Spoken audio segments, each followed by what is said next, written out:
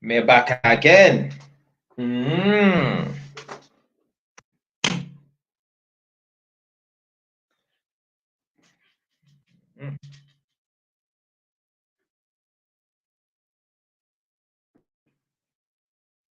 Come in, people, come in.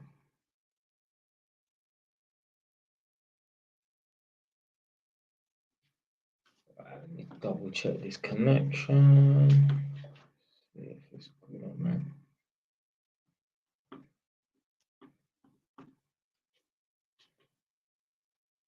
Probably Dulce David's going to be one of the first people in. Big, was that Deji? Probably a Nigerian. Wagwan. Right. What's the playback like? Back again. Yes, Manchester Blue. One of the long time subscribers, supporters, them. I'm just gonna watch the playback.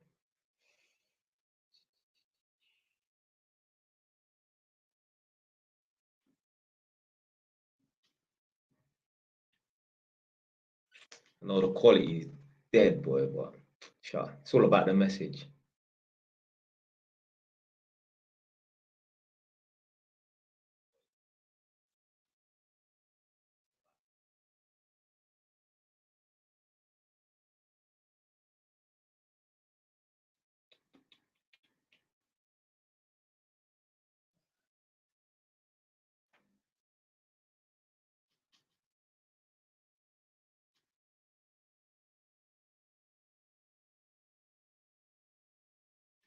What's the quality like? Because on my phone, it's not really looking too good still.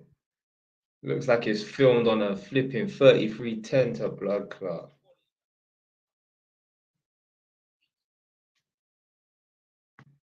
If not, you lot might just have to go onto TikTok, you know. I'm gonna start streaming on TikTok in a minute.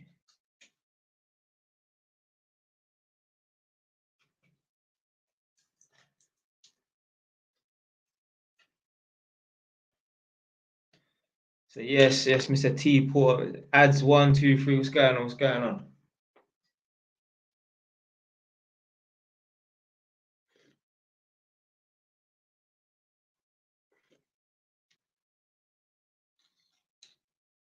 Yeah, that playback is looking dead. But yeah, let me know what's the playback saying. What's the playback saying?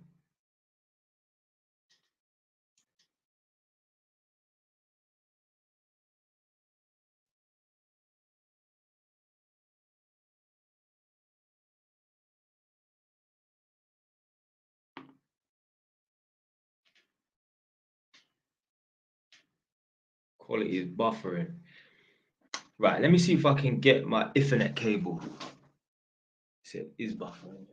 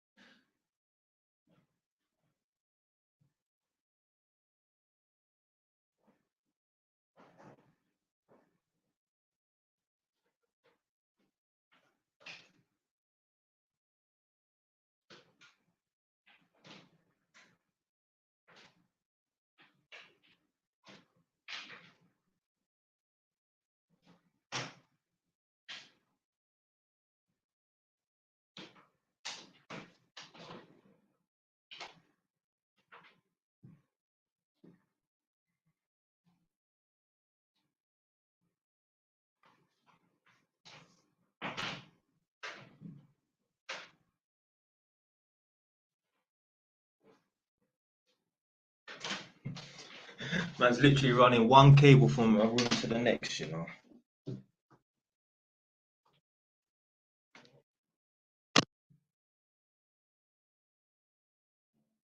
Before, I could just run it from the room next door, but I blocked it off because obviously this house that I'm in now, once I move, it's going to be a rental property. So I've had to block it off to create an extra room. So The room that I'm in now is a dining room.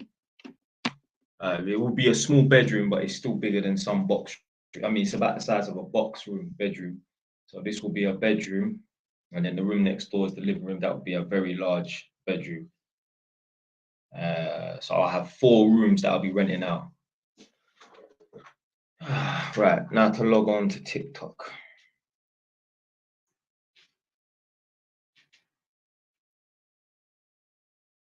Oh shit.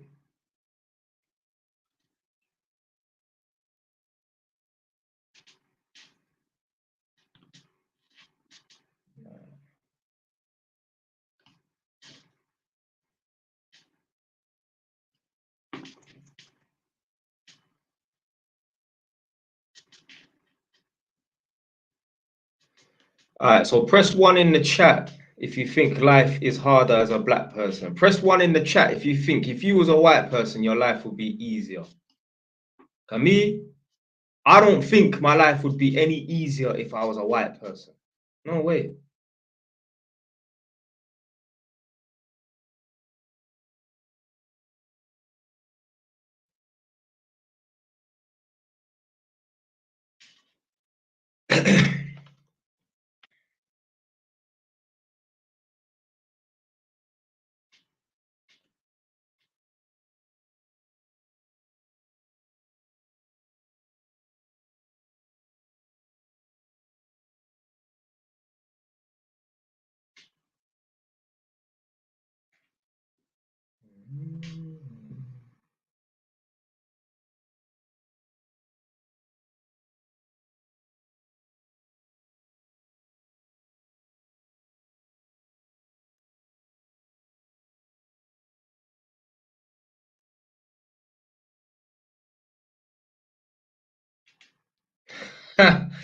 So basically, so have you not seen that video where I'm saying that when like people that look like me, yeah, the reason why they're women, they are engaged for 10 plus years and that because the man them just put a ring on it to shut them up. So one guy's come underneath that video and he said, stop messing it up for us. Because they know it's true. I'm saying this right now. Any girl that's been engaged for over 5 years, especially 10 years, you're never getting married. You will never get married. That guy's never gonna marry you.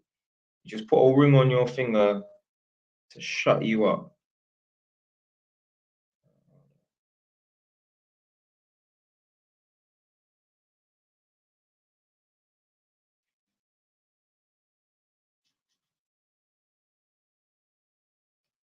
Right.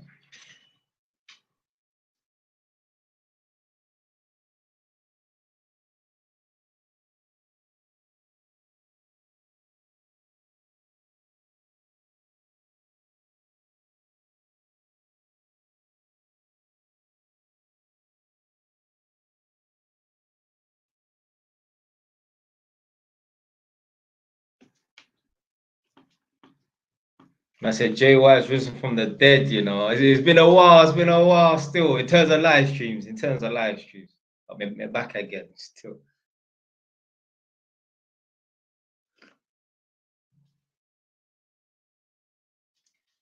Let me open up this door.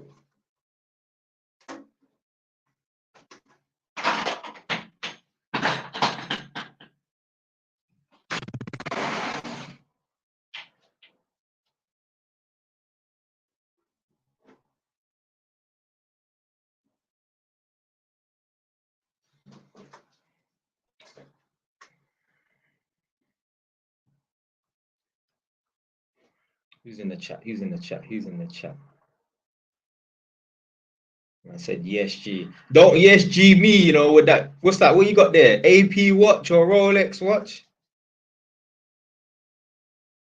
No, you know these guys with their AP watches and their Rolex watches, thinking that it's a better investment than buying a property. You know how much times I had to go to war, you know? I've been talking about this for a long time. I remember there's certain I ain't gonna. No, actually, no, that's cool. Yeah, Made You Think's posted up a few posts and now on Instagram. I think I Made You Think, and you know, it's got people talking in the comment section. I've had to go back and forth with a few man, and they're trying to say that buying an AP watch or Rolex watch is a better investment than buying a property. That's bullshit, man. Scarface 467. What's it? Anniversary day date. Oh, yeah, I've heard of a day date. I think I've heard of a day date, yeah. They got man like True Talk only 4. Come on. Right, this guy saying he paid. So wait. So is it a Rolex then? Because I don't know. Let me see the previous. Right, yeah, F man. So is the day date, is that a Rolex?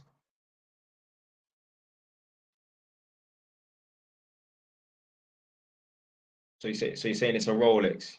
All right, so he said he paid for it in crypto. So hold on. So it's different. Hold on, it's different. It's no tax. Okay. All right then. So this H guy, yeah. So how much did you spend in total on the 6 watches? And then, yeah, so how much was the total you spent on the 6 watches? How much was the most expensive watch? And then how much do you think it went up by in value, like all of them? But even if, yeah, it does go up in value faster, which it probably does, yeah, the post that Made You Think put up and that, I believe is true. It's just a picture, yeah, and it just had some numbers and that, like this watch goes up by 10 grand per year, whatever. It's still a better investment to buy a property. You cannot house your children inside of a watch. What's this fucking Honey I Shrunk the Honey I Shrunk the Kids? So it doesn't matter. It's a mindset. He said the most expensive one was 40 grand, yeah? Same as man said, I like your content, and I'm Hamza as well. Big up all the Hamzas around the world. Someone says, yo, my boy, that's nice, man. That means that man resonates with my team. Hey, listen, I'm not no evil guy, you know. I know certain you lot think that man's a bad person, and I just speak the truth. You know what? Certain times people don't want to hear the truth, you know. Hold on, what's that? The thing with property right now is I made all my money on crypto and I don't want to get slapped with tax. Blood, life is about tax. Yeah? What they say, there's 2 things that's guaranteed. Yeah, death and tax. You can't get out of paying tax. Try and look at the positive. The more tax you pay, the more money you're making. So obviously I have an accountant that does my accounts for me. And I can't remember what we were saying. Obviously, we're talking about tax and accounts and that. And something about going, I think once you hit 50 grand, you're in a higher tax bracket or whatever, innit? And I said, all I remember is I said something along the lines of, do you know what? I'll pay the tax. I don't care. Because at the end of the day, I plan to be a millionaire. And you're never going to be a millionaire if you're trying to stay below the 50 grand threshold. You think Jeff Bezos or Elon Musk is trying to not declare certain money so he looks like he's only on 50 grand a year?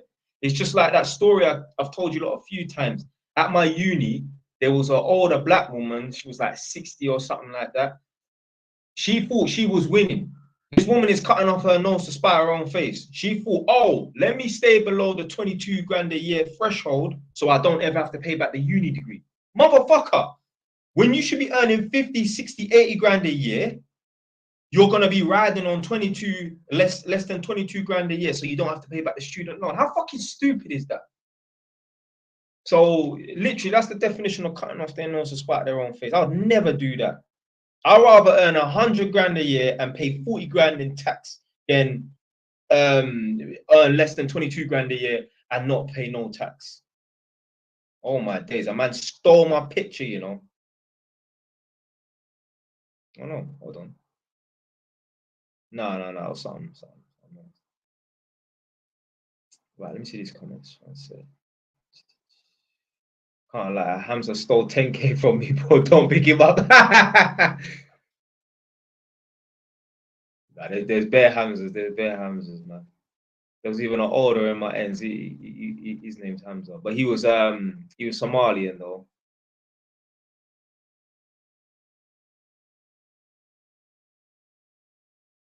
APB Construction, big up, big up, big up.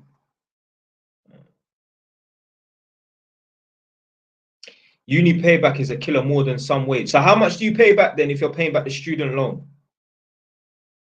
Roughly how much is leaving your account? Because I'm sure it's only like £200 and that. It's not that much. But obviously, if you're on some low wage, then £200 is going to be a lot, obviously.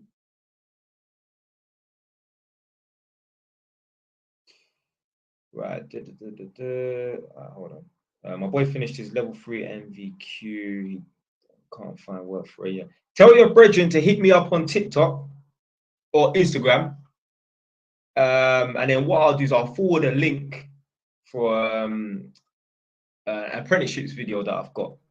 Or tell him to search JY's TV apprenticeships. There's a picture of me standing in Broadwater Farm. Yeah, that's the thumbnail. Tell him to watch that entire video from beginning to end. It ain't no entertaining video, but it's an educational video.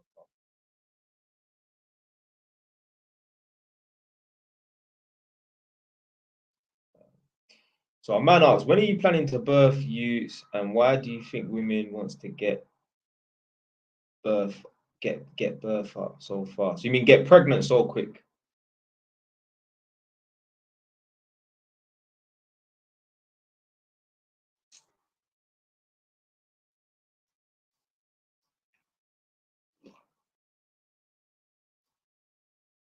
Well, let's just assume he's saying, why do you think women want to get pregnant so quick? I mean, maybe some women, but a lot of women I meet, yeah, they want to wait until they have children. There's a lot of these career women about, and they need to stop this bullshit. Because the thing about these career women, which is just so dumb, these chicks, yeah, will be chasing a career and chasing a salary. They're trying to go from 30 to 40 to 50 to 60 or whatever. That's all well and good. But then all they're doing is just upgrading their lifestyle so they can spend money on dumb shit. No, if you're going to seriously delay having children and wait until you're 35 and that, and you're trying to chase that paycheck and chase that salary and that, you need to be investing that money. Because all that's going to happen is you're going to have the youths, now you're going to be off work for a few years or whatever. Like, it's a means to no end. It's not leading to anything. If you're chasing a pace, if you're chasing like increase in salary and that, it needs to be worth it. What's the point of delaying having a child until you're 35 years old and you only got 2 eggs in your fucking system and that, for you to not have no money in savings? It don't make no sense. I'm delaying gratification. I'm not living my life and having all this crazy fun and doing all this crazy nonsense and that. But you know what? I've got fucking 5 properties to show. That's the sacrifice. What would be the point of me working hard and that, and then I don't really have nothing tangible to show? Just a couple Apex or Rolex watches, a couple day watches. Big up man like H. Yeah. Big up man like Hamza. Yeah.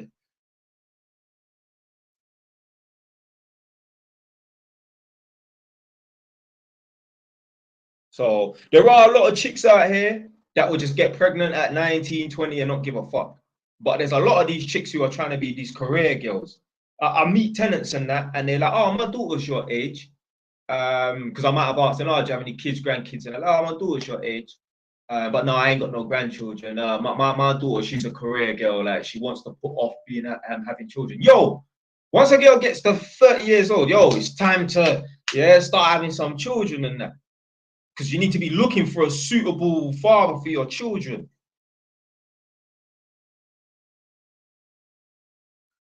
Right. What do you think of fire prevention courses?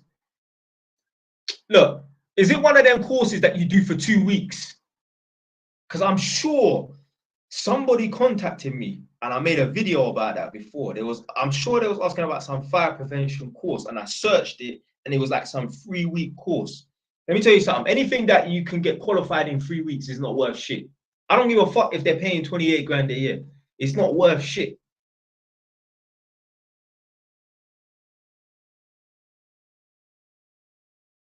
Name me a doctor that's been qualified in 3 weeks or a year. It's not happening, big man. So this is the thing here. The psychology behind doing these fire prevention courses and that is a man doesn't want to do a proper course. Big man. I've said this to you lot plenty of times. Yeah, maybe you're new to the channel. I don't know. But at some point in your life, you have to sit down for 3 years, either in the classroom or the jail cell. Yeah. So just embrace having to sit down and study. We all have to do it. We all have to put ourselves in our own jail. Yeah. Right. Let's see.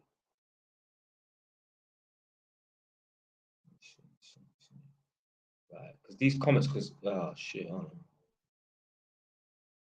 Yeah.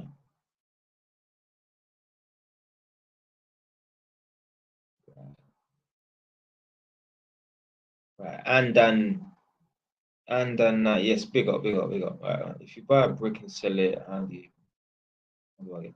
I'm not asking. You said, yeah. So you're saying that you will forward the link onto your friends in Birmingham. I mean, the advice I give on that video is yeah, it just doesn't just pertain to London. And I use that advice anyway. Uni is dead. They don't teach you nothing. It depends on the course you do, man.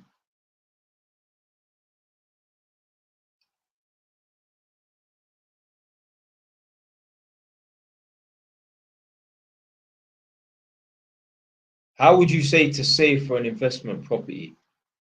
Shoot, one sec.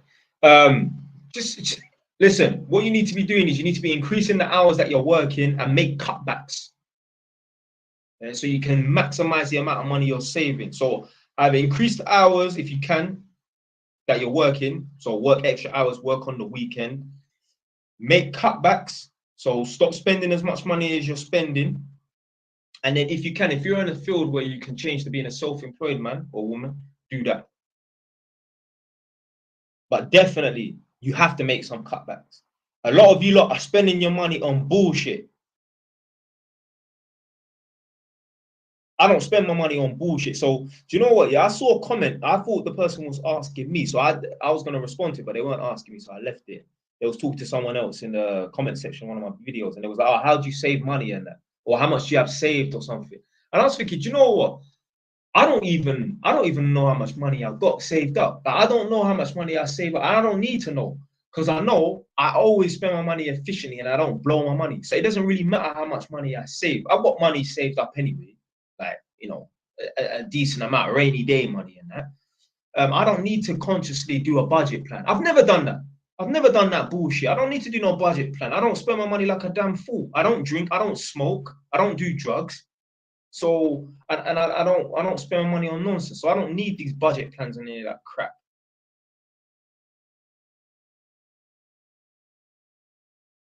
What age should you have your first property by?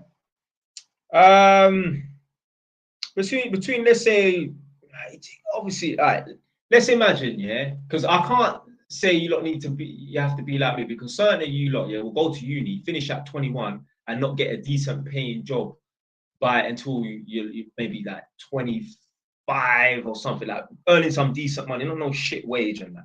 But I'd say, let's say by the age of 28 and that, you should have your first property. Just depends. Me, I bought my first property at 24, but remember, I was earning 28 grand a year at age 21.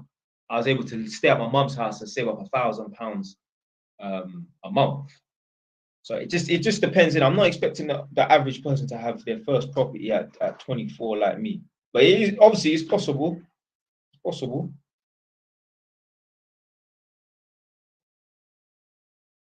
Right.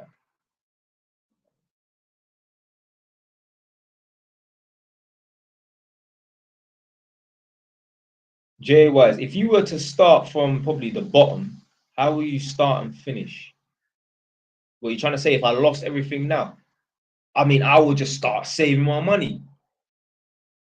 Save my money. If that's what you're asking anyway.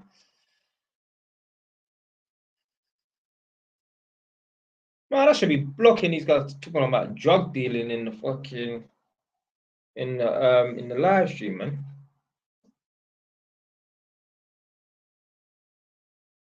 Would you buy a property abroad and rent it out? Blood, I've got a property abroad and I still ain't been out to Egypt. It's been like 7 years to blood clot.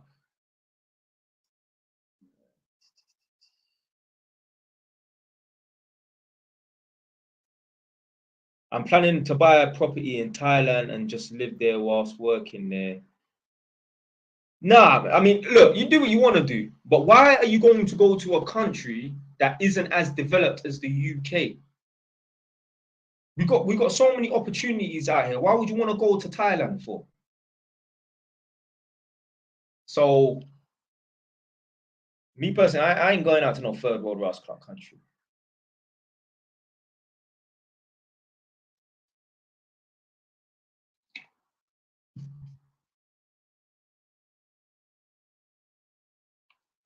You think that you get me? I'm a Jamaican. I love being Jamaican, but there's no way I'll be moving to Jamaica. No fucking way. And I hear all these dumb people on that talk about, oh, I want to go and live in Jamaica. Like, what the fuck for? The Jamaicans are trying to come here. Yeah, they want out, and you want to go over there. But the problem is, a lot of these fools, they think, yeah, like when they go to Jamaica, they're just gonna be on the beach, swinging in a hammock, sipping pineapple juice and that. Bro, you gotta work, you know. How you gonna survive, bro? They ain't got jobs out there like how they got jobs in England. There aren't opportunities like that out there, like there are in England. I know you lot must think that England's shit. England ain't that shit, you know. England's good. It's just you're at the bottom. That's why you think England's shit, blood. It don't matter what country you're in. You could be in Jamaica, you could be in Somalia, you could be in Romania. There's some poor ass countries in that. If you're at the top, you're living life. If you're at the bottom, well, then you're going to be at the effect of the government and the socio-economic status. So I don't know why all these people want to relocate and that.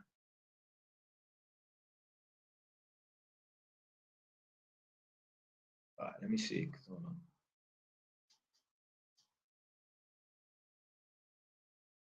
Me, I would never want to leave England. Let's say I had to leave England, but I had to stay in Europe. If I had to leave England but stay in Europe, I'd probably go to like the Netherlands. My girl's always talking about how great Sweden is, so Sweden could be good. Switzerland, that could be good as well. Yeah, even any of them kind of like Nordic countries and that Denmark, Norway, and that. Yeah, obviously I wouldn't go to Eastern Europe. No, I would not go to Eastern Europe. Maybe Germany. You know, I ain't been Germany. Belgium, I'll probably go there. I'm just rumors and that. I don't know. I think Belgium's a good country to live in. That's all I heard. I wouldn't go to France though. Nah, I wouldn't go to France. Especially not Paris. No way, man. That's like fucking London. What the fuck? I don't want to go there for. You know what? That's one thing about them French people, you know, you have to rate. French people, they're serious. When they have a problem with the government, they don't talk, they riot. France is always, they're always having a riot. Them man, they riot for fun. Them man, they're on a wing in prison, just rioting, just for the sake of it. But I would never go and live in Paris. Apparently, it's one of the dirtiest cities as well. It is literally like, it's like London.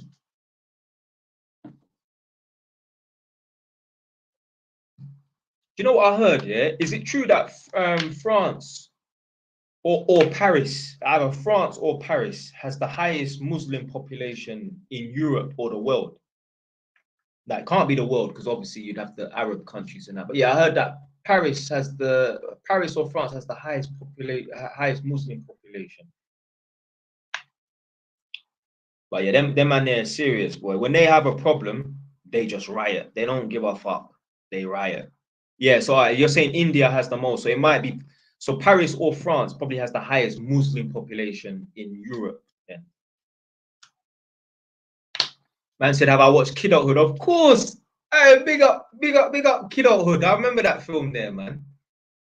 That was the one. I watched it like 10 times. Was it Noel Clarke was in it? Obviously, he was, I think, the director of it as well. Would you get married? No. You mad? You man asking me these questions. You ain't seen that video I'm talking about. Marriage is for man that ain't got nothing going on. Yeah. So if you're a man like me that's got stuff to lose, I would recommend don't get married. Never get married. But if you work in Asda or whatever, that's cool. Yeah. What have you got to lose? What, a couple trainers? Yeah, couple true religions that you bought back in 011 and that. Yeah, go get married. Go get married. But if you got something to lose, don't get married, because all of this prenup, that blood, I heard these prenup things get dashed out in court. They'll still find ways to come for your blood clot and take away your things. So I ain't getting married, no way.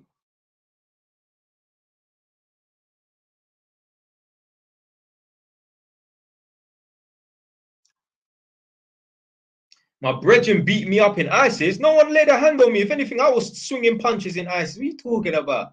My man's just trying to draw me out, you know, trying to get the man vexed, you know.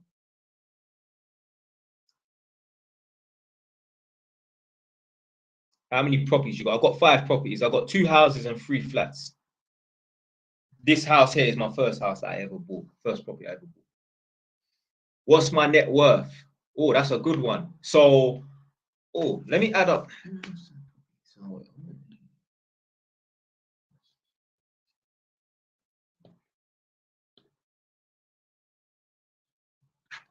I'm adding them up. One sec.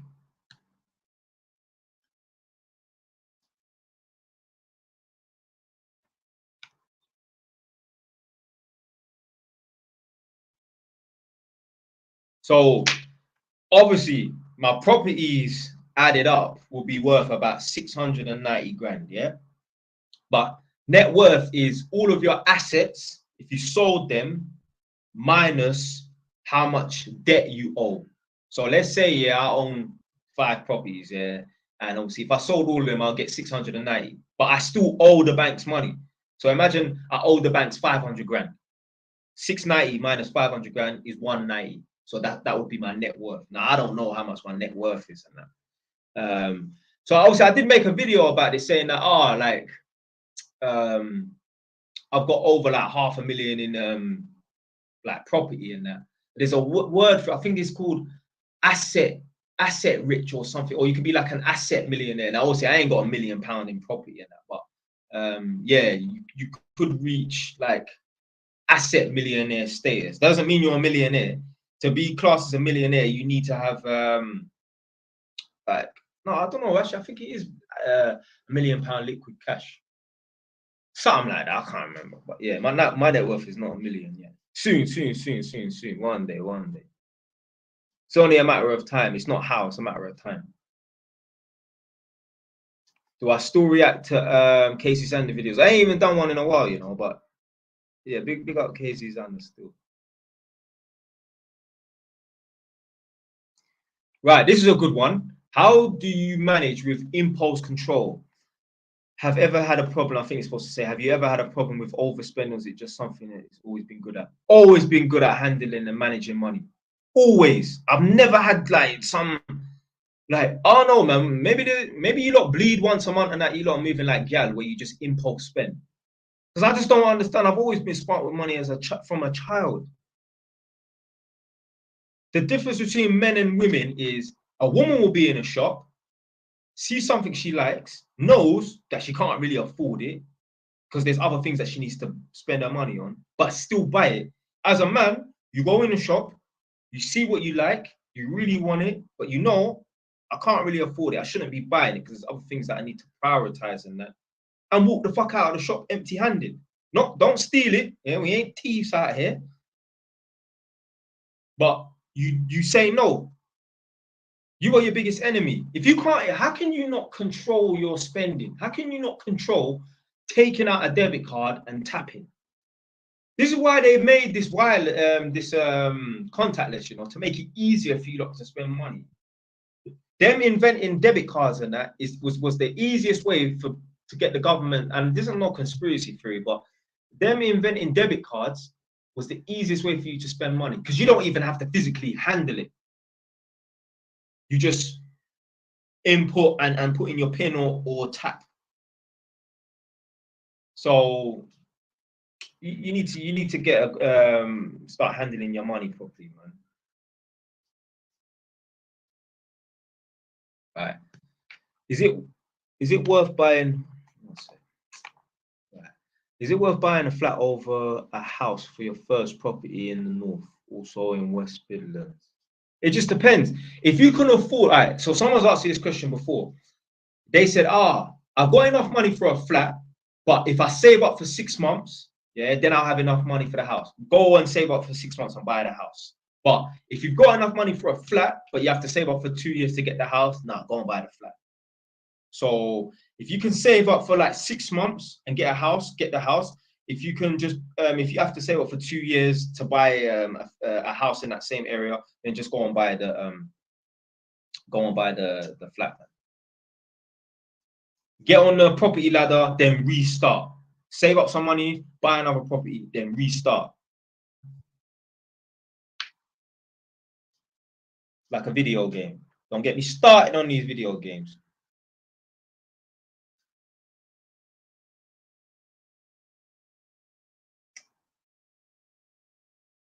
What do you think about interest-only mortgages?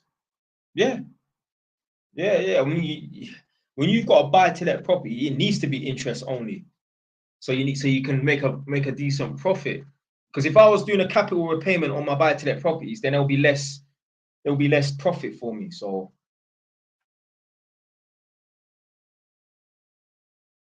remember, buying a property to let out is a business technically. So you need to cut down your overheads. So why pay back?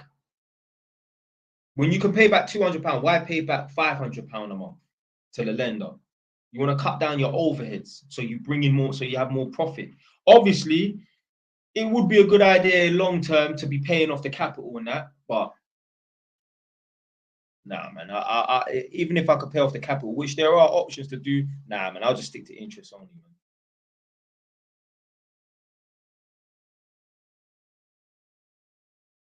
You're thinking of investing 50K in property in Durham. Yeah, do that. Don't just, let's say, yeah, I wouldn't recommend buying a property in cash though. No, don't do that. I don't know if that's what you're trying to do. Because Durham is cheap, so you don't even need 50 grand to put down on deposit. You might need 50 grand in total for the deposit and the renovation work. But yeah, do that. Go to Durham, man. Just get on a property like that ASAP. Especially now as well. I was looking on Zoopla when I was eating my dinner, and property prices are falling a little bit. I mean, I was checking in Harlow and that, but I think my girl was saying just all over the country, really.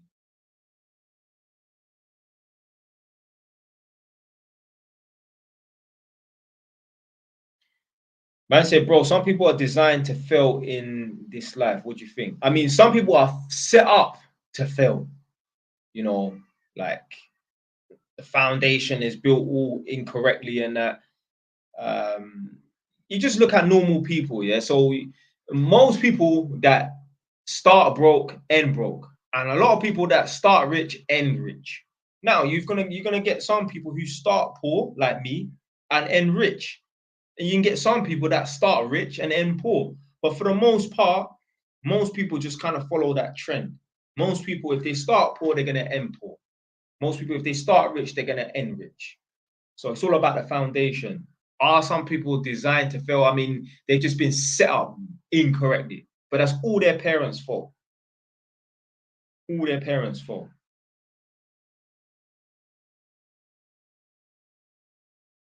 And this is the sort of mindset you have to adopt. Look at your surroundings right now. Yeah. Look at your upbringing. Look at your childhood. I'm not saying you had bad parents, but what I'm saying is if your parents are struggling in that, to put food on the table, and if your parents couldn't afford to take you on holiday once a year minimum, then you have to look at them like, yo, you didn't try hard enough. I don't give a shit what they got to say. You didn't try hard enough, mine included. Now, if your parents are from some foreign country where they had no opportunities and they came over here like some asylum seekers or refugees, that's different. I'm not talking about that. I'm talking about your parents, them was in England from a young age. Yeah, so they went to school in England, which means they had opportunities and that. If they never made nothing of themselves, which led you to grow up at the bottom of the socioeconomic scale, you have to blame your parents. I don't want to hear this. Well, my mom was a single mom because my dad was a waste man. Yo, your mom decided to get breed up by a waste man.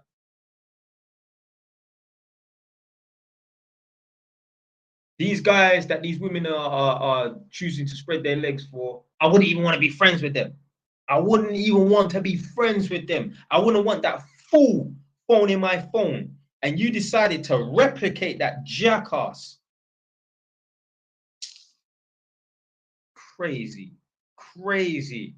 There are chicks out here right now getting breeded up by a waste man, and I wouldn't even want to be friends with them. I wouldn't even want that fool to phone me. I had man phone me the other day, just randomly. I ain't heard from this person in years, whatever. Innit? Man talking about, yeah, man, yeah, say my number in it. You go out for a link up, get a drink or whatever. Like, yeah, whatever. Yeah. I ain't fucked. Blood, listen. You're getting pissed me off tonight, man. Right. Do you own a credit card? People say it's needed to improve your credit score for buying a house. That's bullshit. Let me tell you something right now. I've said many times before on my channel and that. You don't need no credit card to build up credit to get a mortgage. I've got 5 mortgages right now and I've never owned a credit card. So listen to these dumb rappers or these idiots, yeah, that think they know when they don't, talking about, I ain't gonna say the rapper's name, but there's one rapper talking about, yeah, I couldn't get a mortgage because I never had a credit card. So yeah, I never had no credit in that. But yeah, once I got a credit card and built up my credit, that's when I was able to improve my credit score and then I could get a mortgage. This guy has not mentioned the part where he was a drug dealer. That's why he had no credit, because everything he used to pay for was in Ross Club cash, even down to the SIM card, pay as you go, buying phones in cash. You build up credit when you have direct debits that you are able to pay every single month on time, every time. And I know that's true because if you don't pay and you default, it goes against your credit score. So by default, yeah, excuse the pun, yeah, if you stick to your bills and you pay your bills every single month on time, you don't have to have the bailiffs knocking at your door, trying to cut off your phone line. Now, who the fuck, how can you have your phone line cut off? You know, there's people right now, my mom told me about someone that we know. She was like, yeah, this person, they're always having their phone line cut off. How can you be that broke that you can't afford to pay your phone bill? So if you have direct debits that are, you have direct debits and that, as long as you stick to your direct debits and you pay them off every month, or pay them every month and that's building up credit. Because if you don't pay them off, it will affect your credit score. So by default, the inverse is true.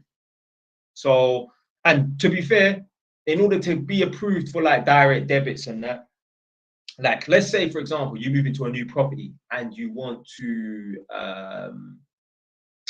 obviously switch energy provider or whatever, register for like the energy provider and that, they'll do a credit check on you.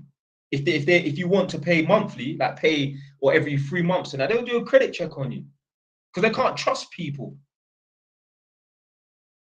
So if you're even able to take out direct debits and that means that you somewhat have some sort of credit score.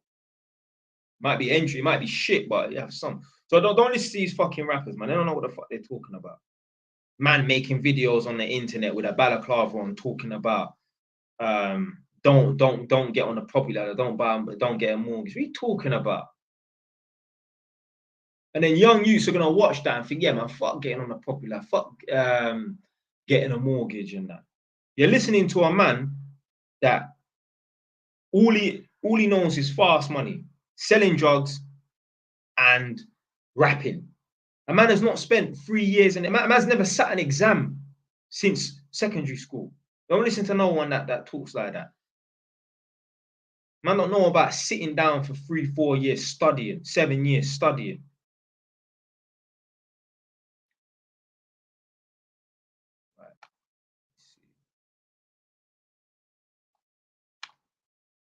Right, I'm thinking of buying a 50 grand 3-bedroom house in Durham, renting it out the 3 bedroom separately in an attempt to make profit. Opinions. Yeah, do that.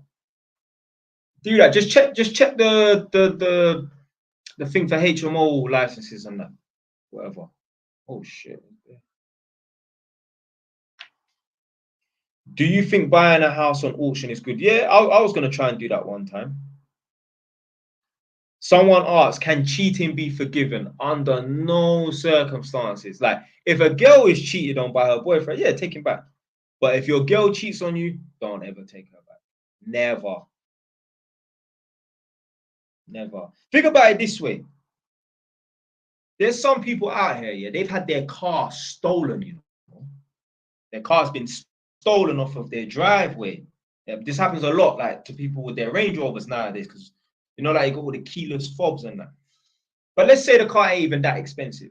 Some people have had their car stolen and the police have recovered it 2 weeks later. You know, there's a large portion of people that they wouldn't even want the car back because it's been used and abused by someone, yeah, that don't respect it like that. Whereas those same people, if they let their cousin borrow their car for a week, which they should never fucking do, I'm not letting no one borrow my car, but they wouldn't mind taking the car back after a week because they know the person and they know they're gonna respect the car and that. Yeah. So imagine a man using and abusing your girl, yeah, and then you're gonna go and take her back after that. Nah, fuck that. Fuck that, man. Man like Shane, what's going on? Long time, definitely.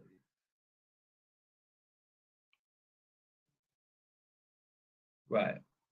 Someone asked me a good question. Right. Someone asked, yeah, have you ever had difficulties finding tenants, or has that part been easy for you? There have been times where I just struggled to rent out one room in one of my flats. It's like it had a curse on it. No one was picking up the ads. No one was making any inquiries. Obviously, price is a big contributing factor.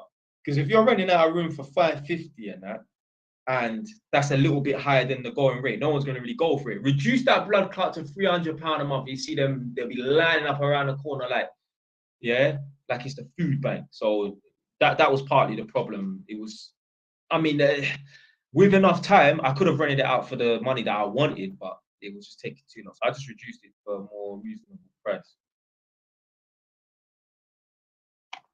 Yes, man, like, man. Right, how much money were you saving per month after you purchased your first property? Oh, that's a good one, you know. After I purchased my first property, I actually got fired from work. Yeah. So I was just doing like my little electrical jobs and that, and I had the vending machine business going. So I wasn't saving anything. I wasn't saving anything. But once I started working again, yeah, I was able to save up, yeah, probably £1,000 a month. I've never thought about that until now. You know? Obviously, now I can save up more than £1,000 a month.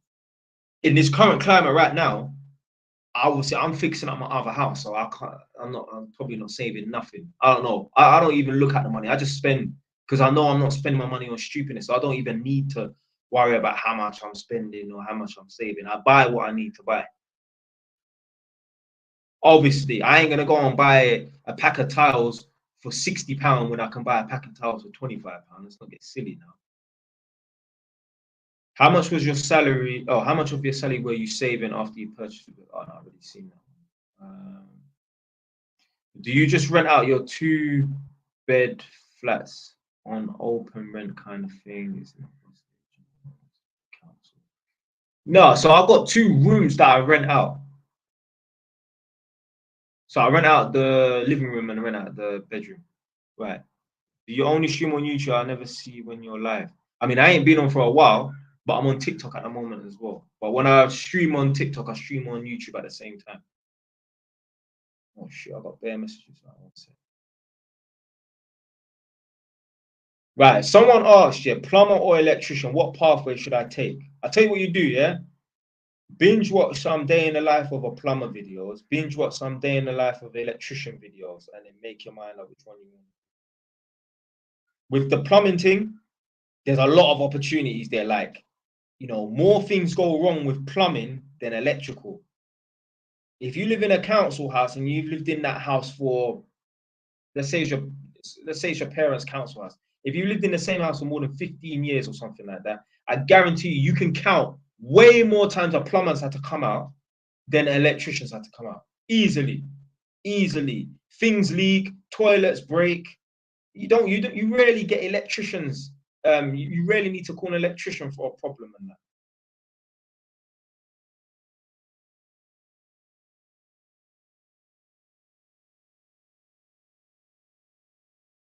What should I do with my savings? You need to invest your money. Your money needs to work for you, big man.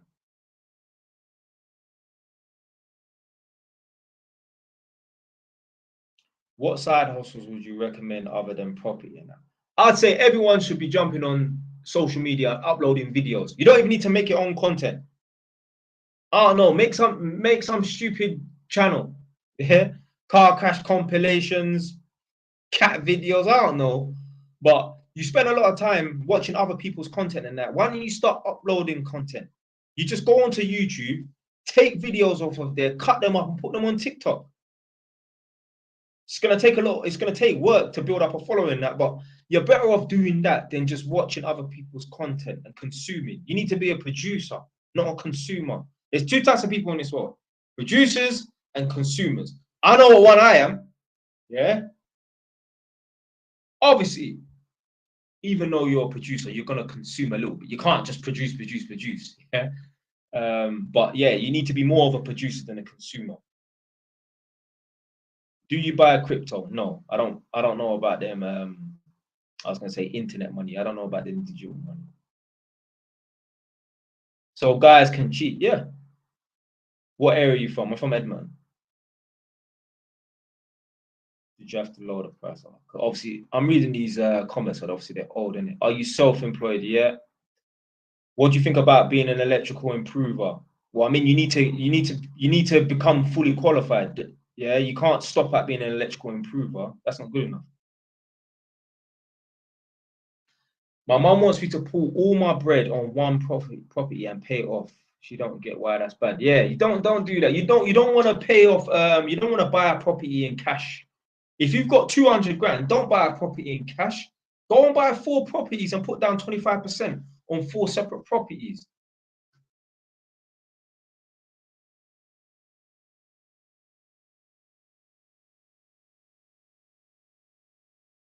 In life, if you want the most flowers, you do the most hours. I like that. That's the first time I heard that one, man. But yeah, someone asked because I think he's left that. Right. Yeah, that's the second time he posted that. Yeah, but yeah, obviously there's plenty of other little side hustles you can do, man. Hey, you lot can try trading and that. You know what I'm trying to say? Well, my problem with trading is I don't want people to rely on trading.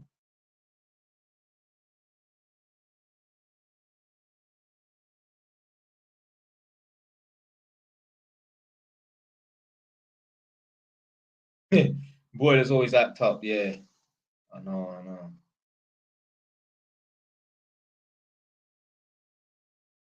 I'm saying, why are you looking at us like that?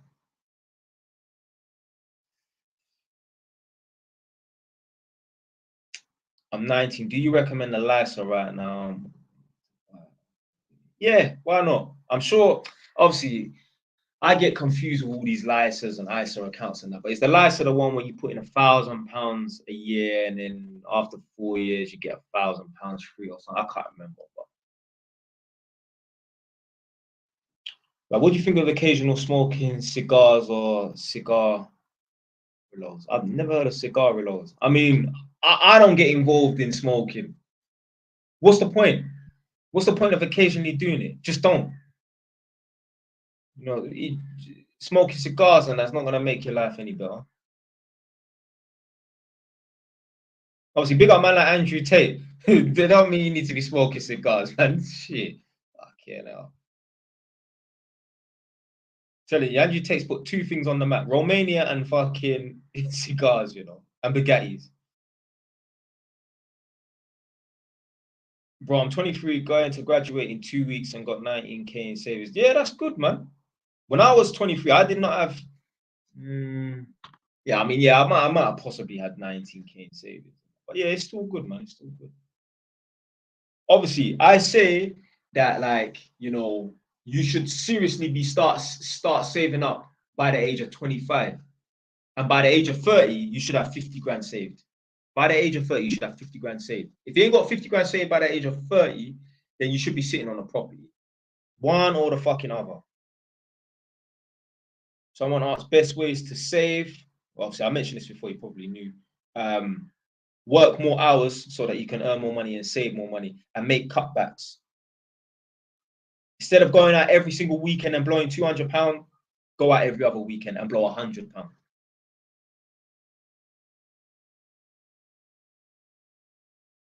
Crazy to think that most people don't even have 20k liquid their name at 30, yeah?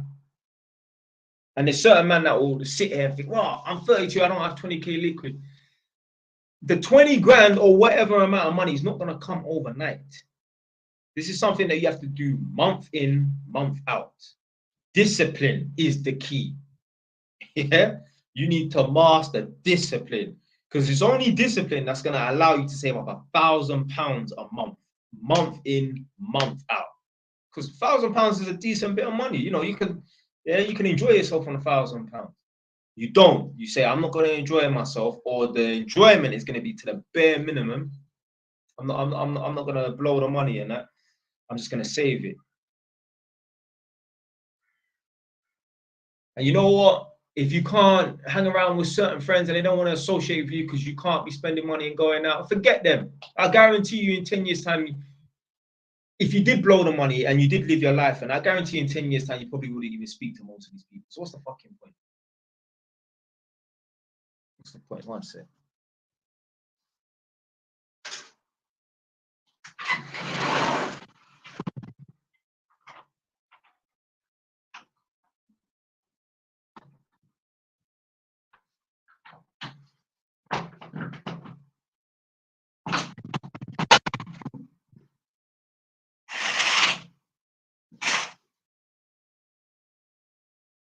It's starting to get cold, boy.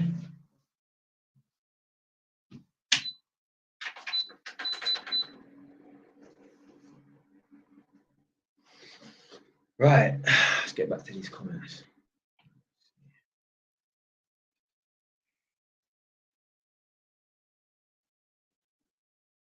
I have 15k at 18, partly with your advice. Big up, come on, man. Always been decent at saving, but watched your videos and got serious about it. Oh, serious with it. So yeah, man.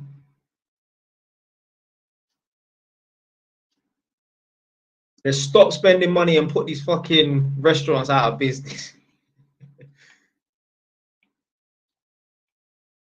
All of these businesses you see, yeah, they're built off of people just spending money they don't need to spend.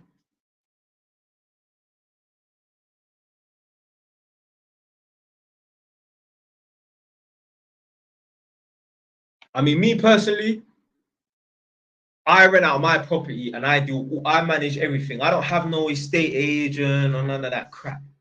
But obviously, let's say you're from London and you got a property up in County Durham and you're renting it out. Well, then, yeah, you probably are going to have to use an estate agent. But you know what? Like, you lot should be looking to do the Airbnb team. One of my brethren doesn't even live in the UK and he rents out his property on Airbnb. He doesn't touch the property. So you don't need estate agents, man. They're just these dumb middlemen. They don't do nothing. They don't care about the property. They don't give a shit if the guy stops paying. At the end of the day, right, if the tenant stops paying, okay, they don't get an extra £100 a month. They don't give a fuck. They're still gonna go to sleep and wake up in the morning in the same position. Whereas you will go to sleep. I mean, you might have sleepless nights because if you can't pay that mortgage, then the bailiffs want to repossess the property and that. Fuck estate agents. There would have to be a serious reason why I would have to use an estate agent. I'm not doing it myself, and that would only be because it's just not viable, the travel. Social media distracts me from studying for my exams. Should I delete all socials? I'm addicted. So someone's saying, yeah, that social media distracts them from their exams, and they're asking, should I delete my socials? No. You need to develop discipline, big man. You should be able to have something in front of you and say no. So there's some people right now, yeah, they drink alcohol, but they want to limit themselves to drinking alcohol to the weekend only. So Friday night, Saturday, and maybe Sunday during the day. So what they will have to do is they would have to lock the wine in the wine cellar, put a padlock on, put a couple Rottweilers, a couple bazookas and that, yeah, CCTV and that to stop themselves from going down into the cellar to drink the alcohol. Big man, you should be able to have alcohol in front of you. That's not alcohol, that's a cup of tea. You should be able to have alcohol in front of you and say no. It's called discipline. I don't care. It's the same thing with spending. If it's in front of you and you want it, it shouldn't matter. You should still be able to say no to yourself. So don't delete the socials. Say to yourself, right, let's say you're on it, I don't know. Check your analytics. Let's say you're on it 4 hours a day. Cut it down to an hour a day.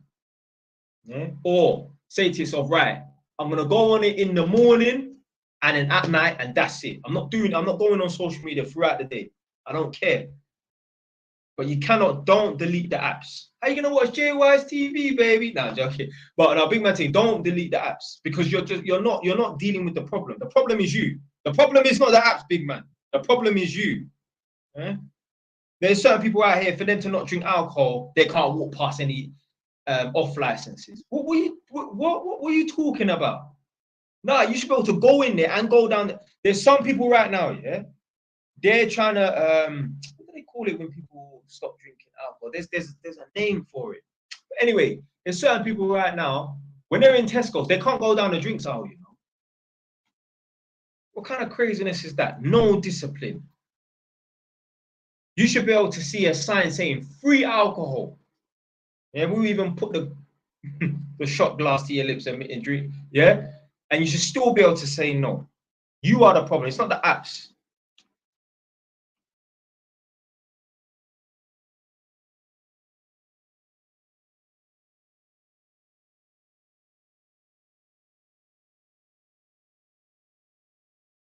I can't remember what happened there. Something happened like months ago, like 2, 3 months ago. For some reason, I stopped drinking tea. I don't know what it was. I can't remember why, but I said, I'm not drinking tea for 3 days. Bam, I didn't drink tea for 3 days. Oh, I felt it. Yeah. I felt it. But bam, stop drinking tea for 3 days.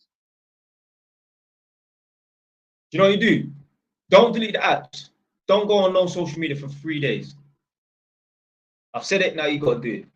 Don't go on no social media for 3 days.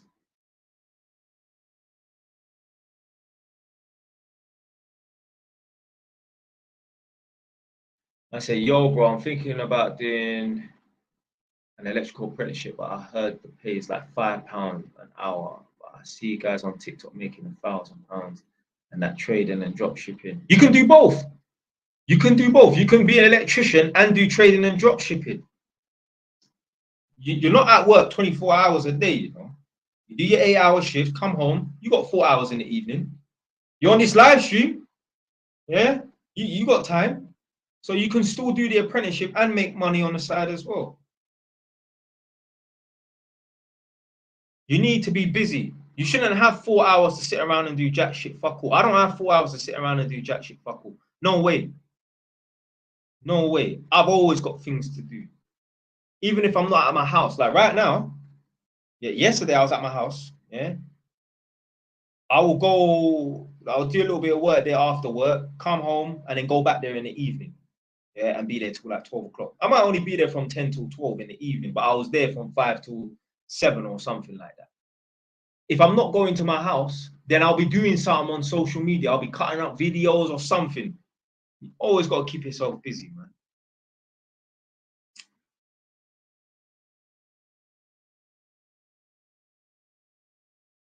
Right, someone's got a grievance with my opinion on this black pill thing. Black pill's an idiot mindset, big man.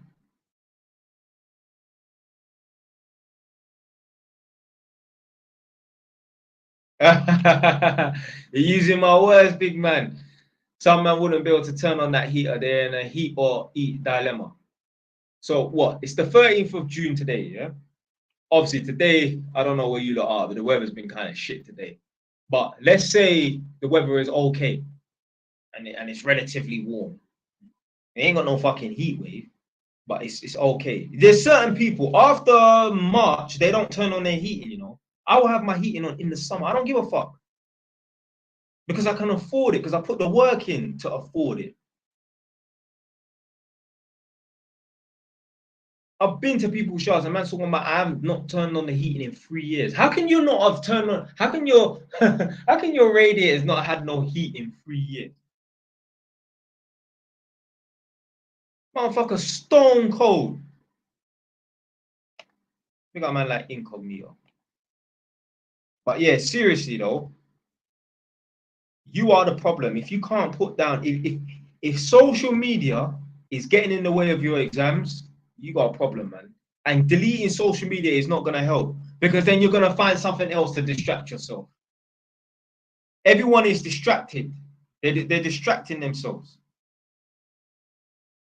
I said, bro, I'm trying to save money, but I keep getting parking tickets. Nah, man. I mean, in my life, I've had a few parking tickets in that, but I learned the worst parking ticket ever. The worst fucking parking ticket ever. These times, yeah, I was working for Home Haringey.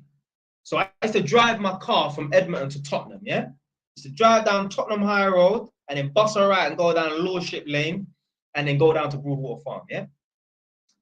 I kept on seeing this Chinese girl. She looked all right, well, Chinese looking, maybe like from the Philippines or something like that.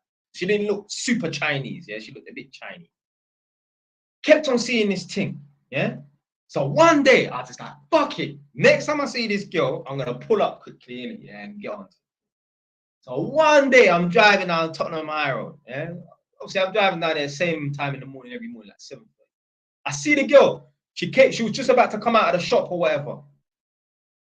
Boom. Pulled up, jumped out the car, went to go and approach it. Sorry, I'm not interested. She walked off. Fuck it. Got back in my car. Couple days later, I got a parking ticket. Was it £70 or whatever? You could pay half, £35. Got a parking ticket. Didn't even find out the girl's name. So what they do, yeah, is like on some of these high roads and that, when you pull into certain parking bays, like it's almost like a paying display, but you can't park in this parking bay at certain times. It's just off limits. I don't know how it works. But what they do is when you pull up, as soon as they see the car door on the driver's side open up, that's the snapshot they take. So these times, man, I have my old Honda Civic, the old blue one, 2004. I would still be driving that now if some guy didn't write off my car. The picture they sent me was all grainy and black and white and that. I saw obviously my car door open and that's the picture they took. They didn't even give a fuck whether I got out of the car or not. Once the door opens, that means that you've parked. And that's when they'll give you the fine. You can wait, so you can sit in the car and wait. But once you allegedly park, parking means the door's open because you can't drive with the door open. I mean, I've done that before. Yeah, got a parking ticket, £70. Didn't even find out the fucking girl's name. Vex. I was like, I'm not doing that again. Gal will cost you money, boy.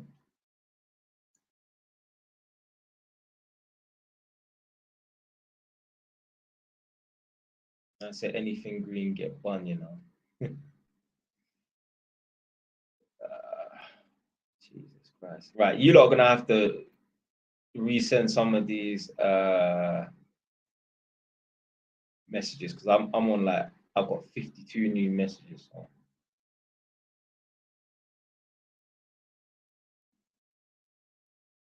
I said, bro, I live at home with family. I live at my family home and save 1.5k. What should you do? Keep saving and then just invest it in a property. Don't upgrade your car. Don't go and buy no Mercedes. Just live humble.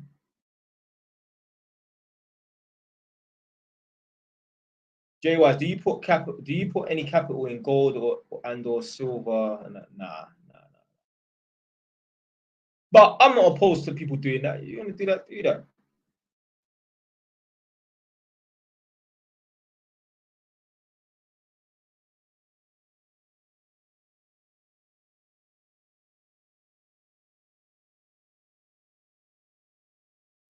Right, man said, bro, I'm 18 and I'm on 25k a year and going up to 40k within 4 years. What's the best strategy for me? Well, you just need to make sure that your job role can allow you to earn 40 grand a year. Keep looking for different jobs as well. If you can, go self-employed. Man said, I blow 10 bags on holiday 10 years ago. Don't speak to any of them. Okay. Oh, all right. What you're talking about is what I was. Okay, yeah. What I was saying about spending money on a holiday. So I mean, this guy's just verifying what I'm saying. Because earlier I was saying that you're gonna spend this money and go on holiday with these people, and 10 years later you're not gonna speak to any of them. And the guy did that. He spent 10 grand on a holiday, which is just fucking insane. Where did you go? I bet you went Dubai, didn't you? I bet you went Dubai. Yeah. And then you don't speak to none of them. Listen, I don't have to live this shit to know. I know.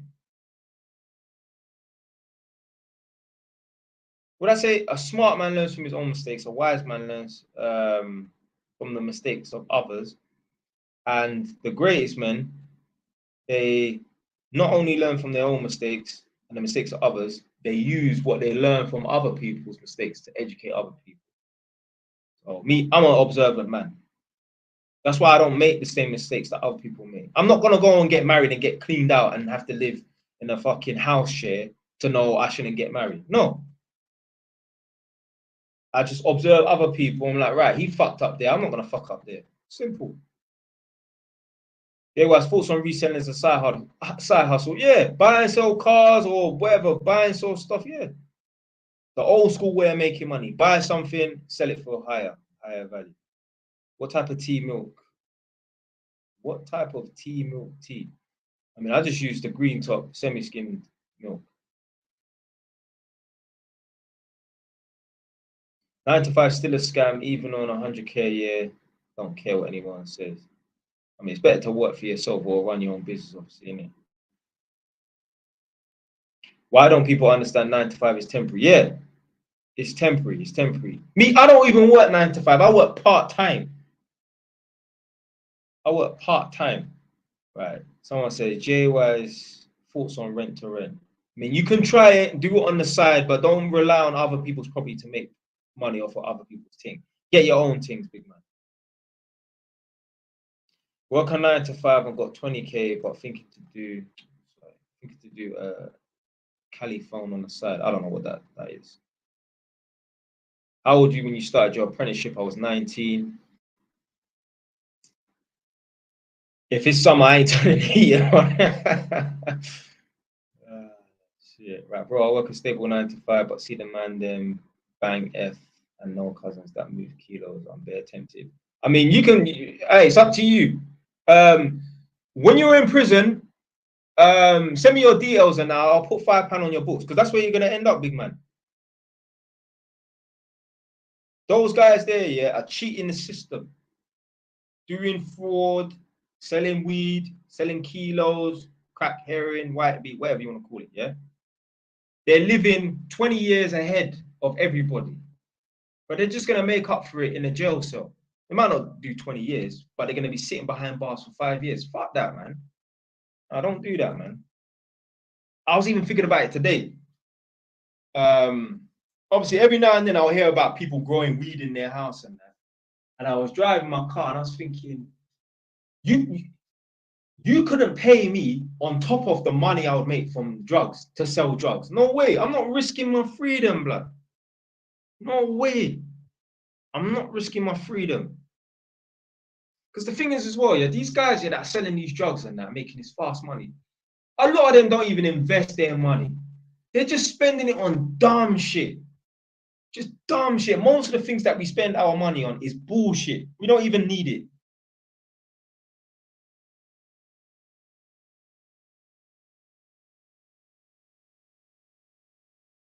What do you think about a sales job without a base rate? So what, you have no base salary, not even 20 grand a year? Boy, you could try it. At least it's gonna put you in a hungry position, but not boy. There's a thin line between hungry and desperate, boy.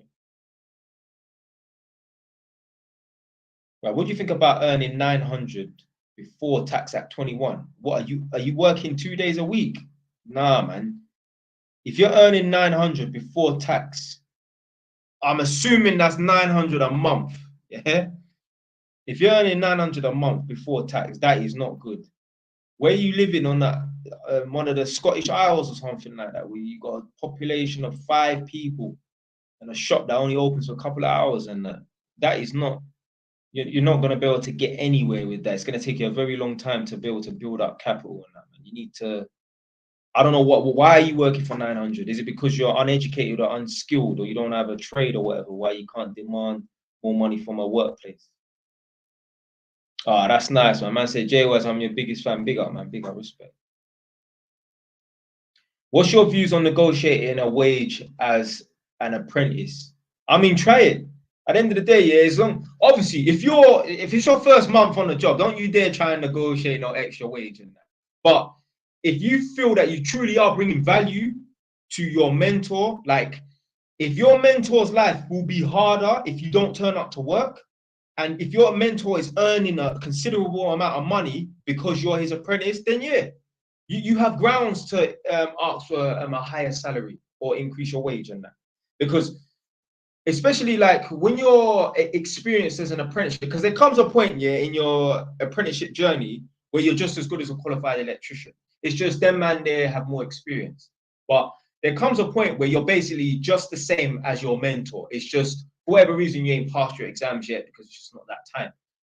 You're basically two man on a job. He's not even working with an apprentice no more. You can be left in a house to do a rewire. I was doing rewires on my own as an apprentice. They literally took me away from my mentor and said, right, we got this job. It was near White Hart Lane in Tottenham. They made me rewire this whole house. Yeah, no problem. It took me a while because I work slow. I'm a black man in Jamaican, so I work slow. But it was on point.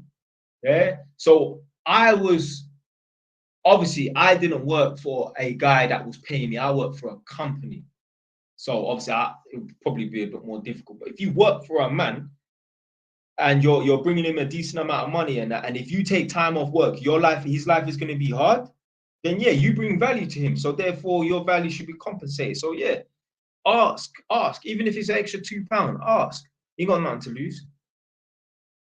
And say to him, look, yeah, as long as this is true, ask him this question. Yeah, you got to set people up. Say to him, when I don't turn up for work, if I take a day off, is your day harder or easier without me? And if he says, nah, you make my life easier. Once he says that, nah, I don't want to talk no homo about got man by the, yeah, but yeah. Now you got him in a position where you'd be like, okay, well, do you mind, since you've agreed and you've admitted that I bring value to your life and I make your life easier, why not increase my salary by £1.50 an hour? Something. So that's how you can go about it. If you don't bring no value, if his life is easier when you're not at work, well, then you have no negotiating power.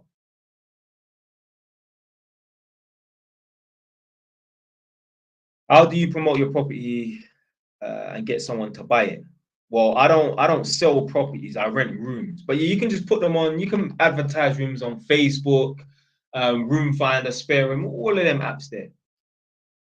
But if you was going to sell a property, then you can just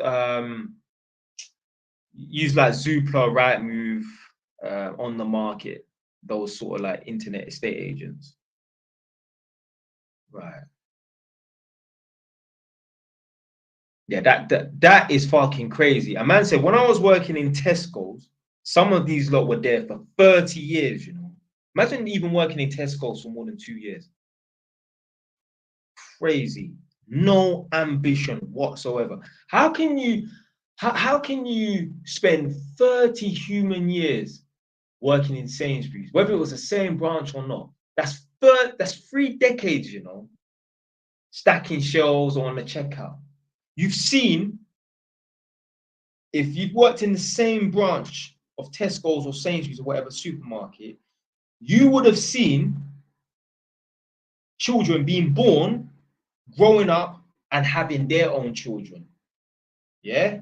There was a teacher in my school like that. Her name was Miss Young, but she was old. No disrespect. I mean, she was old, isn't it? She'd been in the school for so long, Winchmore, big up Winchmore School.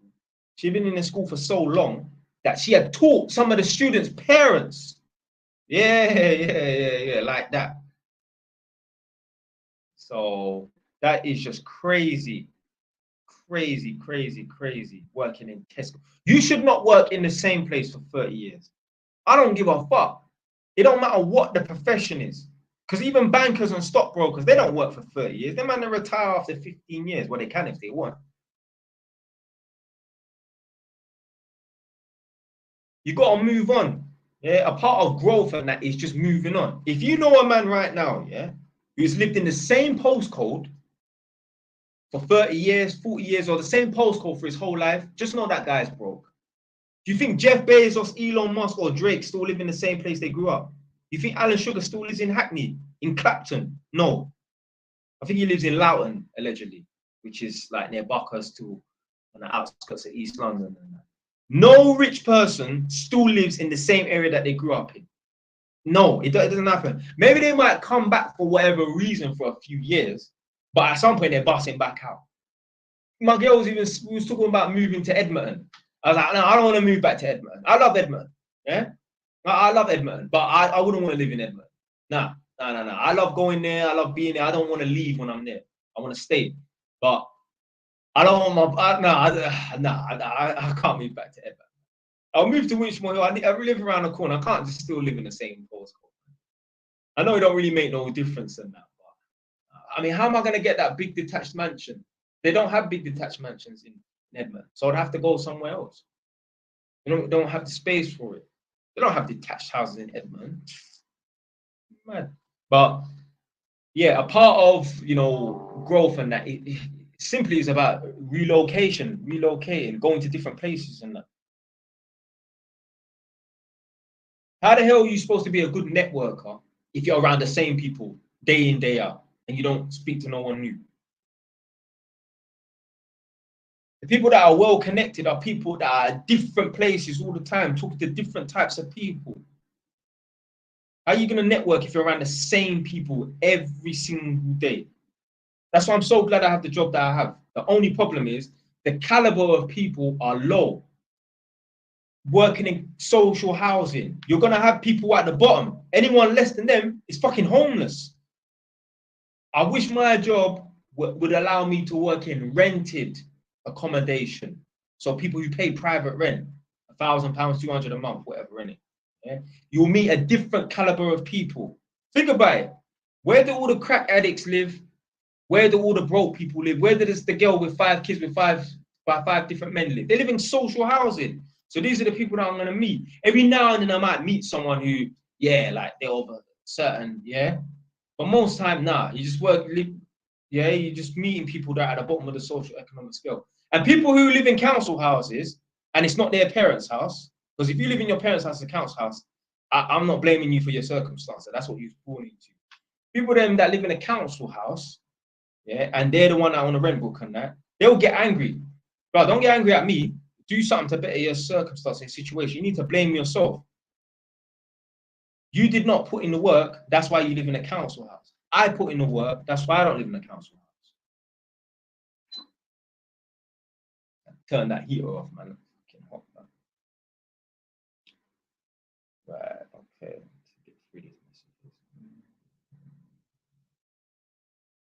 Electrician or plumber, more money without being biased? Probably plumbers, probably more money at the moment, you know. Do you speak to anyone from your high school? Yeah, I still speak to one person. That's my brethren from my secondary school. That's it. I've got 9 bags in stocks and shares, ISA, and 23k in HSBC. I live at home. I'm 26. Is it over? No, fam. How's it over for you, fam? You got 23 grand, bro. You could put down a deposit on a property, blood.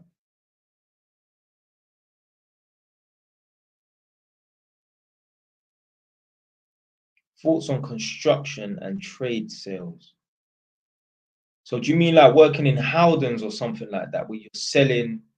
Yeah, you're gonna have to elaborate on that a little bit. If you're a self-employed trader, etc., and the government want to see income proof, how do you get a mortgage? You have to do a self-assessment. So let's say, for example, yeah, you do trading or whatever. You have to pay that into your account, and you have to declare it.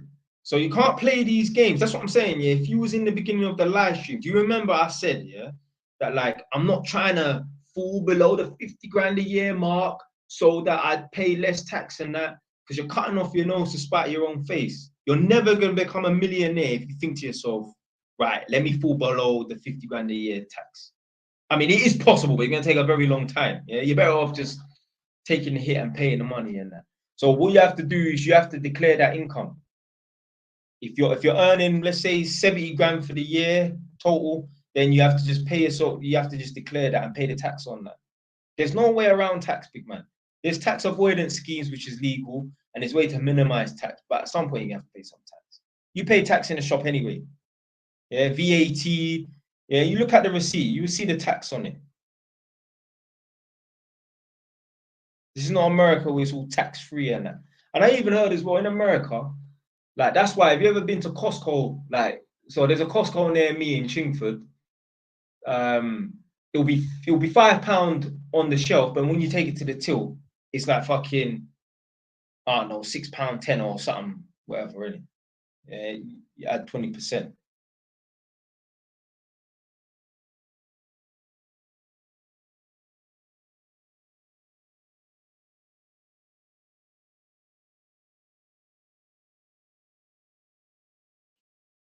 Someone said, I bet you they were white. I don't know what you're talking about. I'm not too sure. See, that's the thing, yeah, when you start.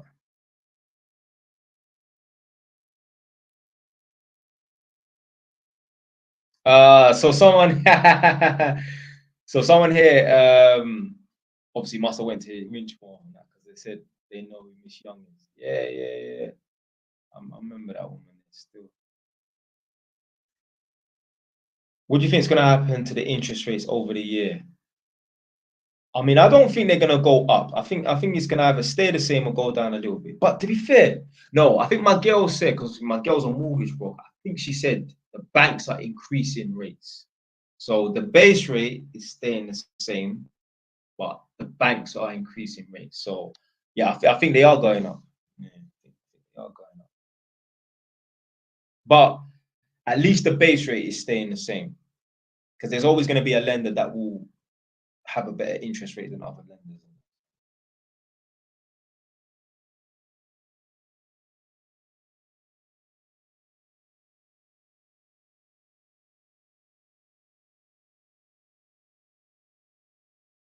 Jay Wise, I earn 3,600 per month as a mechanic contractor, and I'm 21. How much should I be saving monthly? Yeah, you should be able to save £2,000 minimum. Because let's say you're living at home with your parents, yeah? Let's say they're ripping you off and you're paying them 500, yeah? So now we're at 3,100, yeah? Let's say £1,000 to live your life and do all kind of crap and that. You still got £2,000 there. You still got £2,000. And if you're living in a HMO, so you're living in a room share, well, how much is that going to be? £500? So it's the same thing. Now, luckily, hopefully you live at your parents' house and you don't have to pay no rent, or you give them £250. You should be saving £2,000 a month if you're on 3,600. There's no excuse. There's no excuse. If any, like, there's certain man right now, like, if I was earning 3,600 and I was living at my mom's house, I would be saving up 2,500. Yeah. I'll save up 2,500. Man, like Dosa David, come on.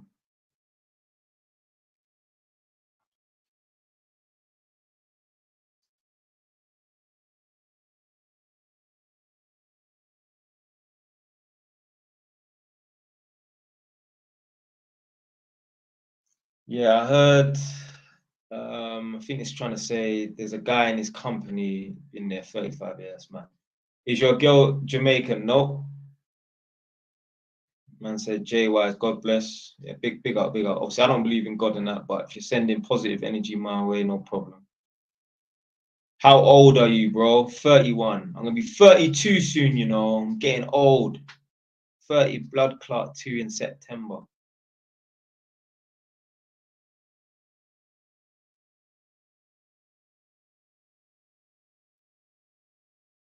How can I begin my journey as a plumber? So send me a DM on TikTok or Instagram, and I'll send you a video link. Or you can search the JY's TV apprenticeships video.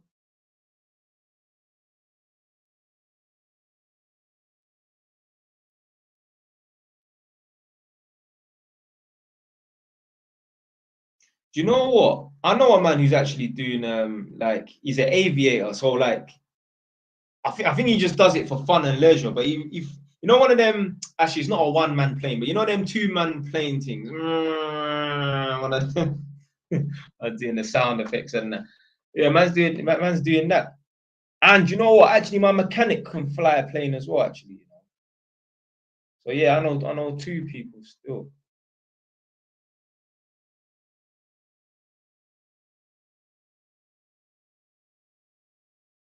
Oh, okay, okay. So the man said, I've got 9 bags in stocks and shares, ISA. Sorry, I've got 9 bags in stocks and shares, ISA, and 23K in HSBC. I live at home. I'm 26. Is it over for me? No, it's not over for you, big man. You're 26 and you got 23 grand in your account. That's good money, man. Just go and buy a property somewhere. It depends on what area you're in and that. Opinions on marriage. I'm not getting married. What's the best way to get an apprenticeship? Find my video, JY's TV Apprenticeships, and go and watch it from beginning to end. Jay, so you're telling me you're never gonna marry your girl? No, I'm not marrying her. No. I don't give a shit about marriage. I think it's bullshit. It's just a status. It's just paperwork. That's it.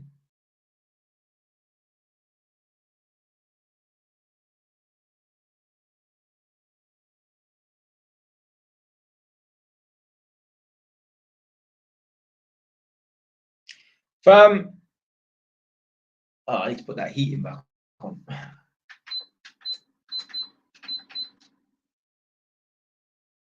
So a man said, how do I convince my boy to do what you do? He's smart engineer, but doesn't earn as much as the man. Fam, it's not your job to convince a man. It's not your job.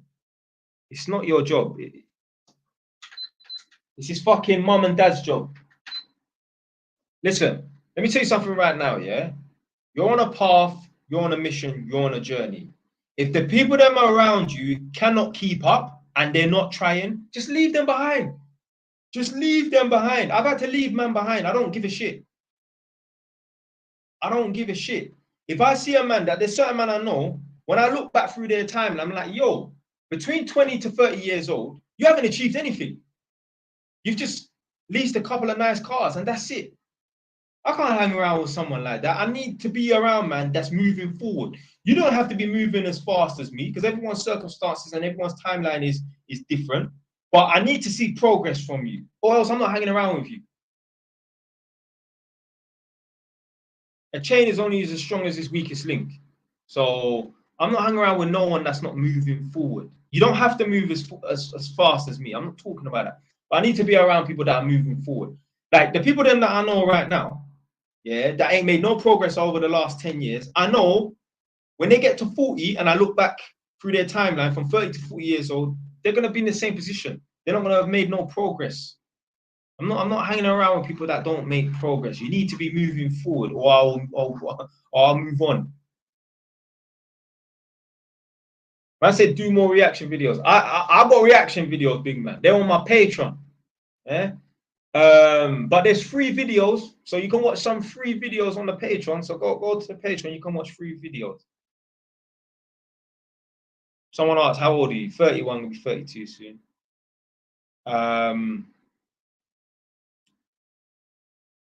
Obviously, if a man is trying, then yeah.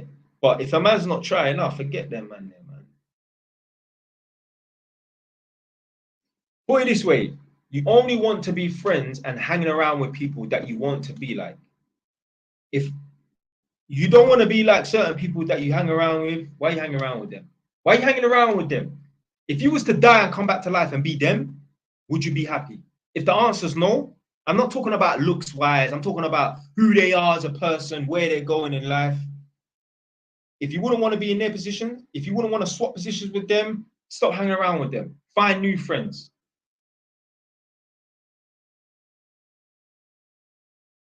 Life is too short to be hanging around with losers. Losers will slow you down. Losers will get you killed, blood. Listen, when you're on a path to success and that, you have to stop doing certain things that you was doing when you was broke. You can't be going to those ghetto-ass fucking barbecues in some park in fucking Walthamstow around a bunch of ghetto-ass people that ain't got nothing to lose. The man's just going to start shooting and that. One of my older cousins, he does DJing and that. And I think there was a park somewhere in like Leighton or Walthamstow. I don't really know Leighton and Walthamstow. I mean, it's right next to Edmonton. Man never used to go over there like that. I've got family in Walthamstow. I've got like 4 older cousins in Walthamstow. Them man, they know everyone. But it was either in Leighton or Walthamstow. And obviously my cousin's doing he's a DJ and he was doing a little Facebook Live and that. And I was just thinking to myself, I would never find myself at this ghetto ass fucking barbecue. No way, just a random barbecue in a park. Nah, if I'm going to establishments, yeah, where there's gonna be a lot of people, I want it to be where you have to pay to get in so we can filter out some of the crap. Okay?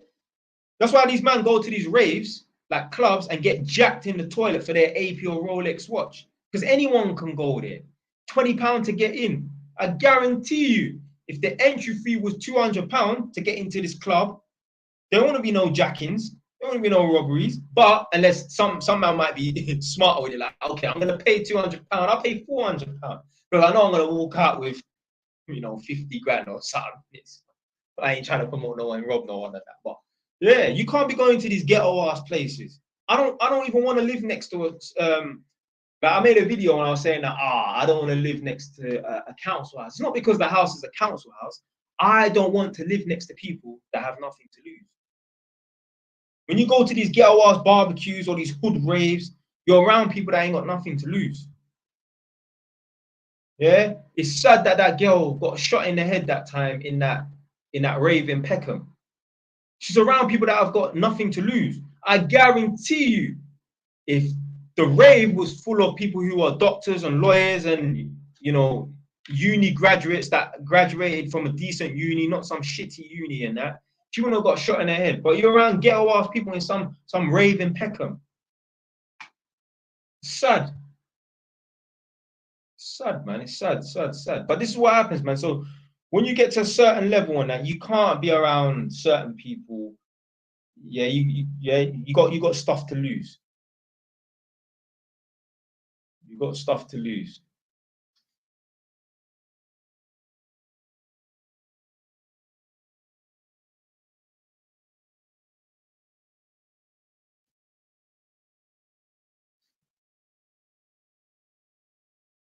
Do you have a construction business? No.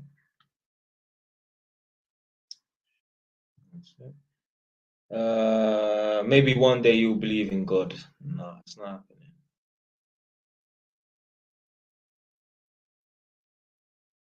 Are you looking at real estate abroad? Bro, I need to go abroad to go to my flat that's in Egypt. I forget about it. You back every month. Yeah, I'm going to try and go back to doing a live stream once a week.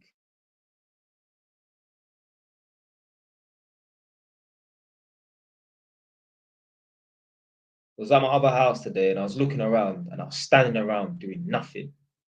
To be fair, I was having to drain out I had to run the water to drain out the pipes and that. But yeah, I was just standing around. I'm like, right, I need to go because I'm just standing around doing nothing.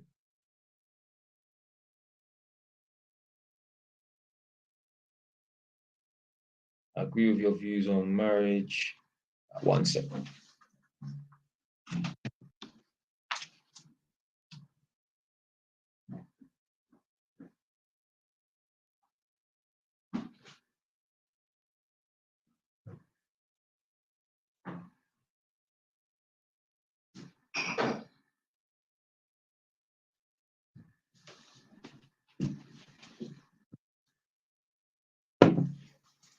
You might know about this drink.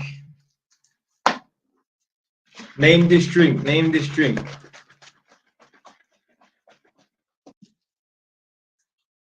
Man asks, what's your heating bill for the month? I don't know. And I don't care. Yeah? I don't know. I don't care. Maybe £50 a month? I don't know. And it's good that I don't know, because that means it means nothing to me.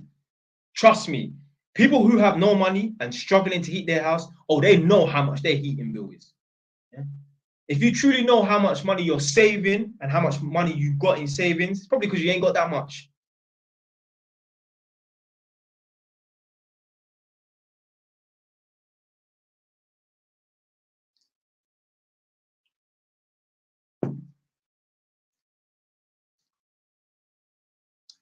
I said, word, bro, drop them, man. You have to drop them, man. There.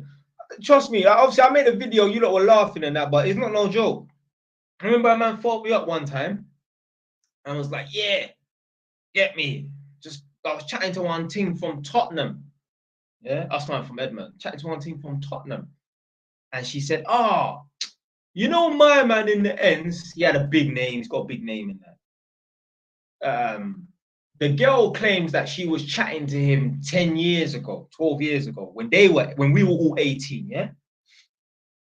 And she was saying that, when you lot were 18, I was talking to my man who's big in Edmund, yeah? Apparently, he used to claim that he was getting bare girls. Yeah? Did my man get bare girls? This is what a man phoned me to ask. You phoned me to ask me if a guy was getting gal 12 years ago. This guy that you phoned me to ask and query about, he has not mentioned your name in the 12 years. You can give it 12,000 years. He's never going to mention your name. He don't even know you like that. He don't know you. He don't know you like that. Like, he might, if he sees you, he's like, oh yeah, I've seen him about in the ends, but he don't even know you. And you're phoning me to ask me about whether this rumor is true about this guy getting girls 12 years ago. Who gives a fuck? Who gives a fuck? These are sort of people you have to stop talking to, you know? And they're not bad people and that, but you're on a different life path. I'm on a different life path. I'm on a different life path, big man. Don't get it twisted. It's nice to talk about back in the day, this happened, that happened, and that. But like, this ain't even a story. Like, it's just bullshit.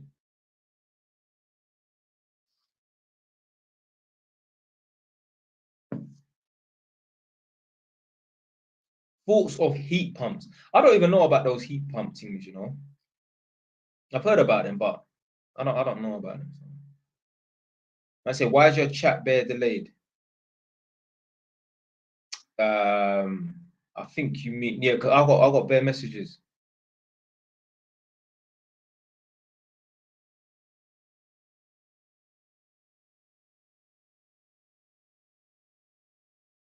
Do you have any holidays planned? No. I still need to go to Egypt. Man, say, remember this story. Look at that man, him laughing. No, I'm not taking no calls today. I'm not taking no calls, big man.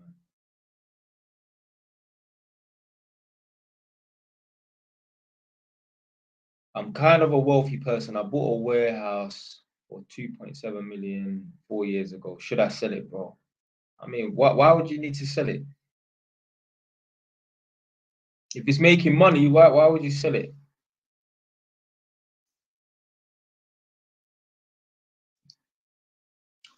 I say, Wagwan, Jay, Wagwan.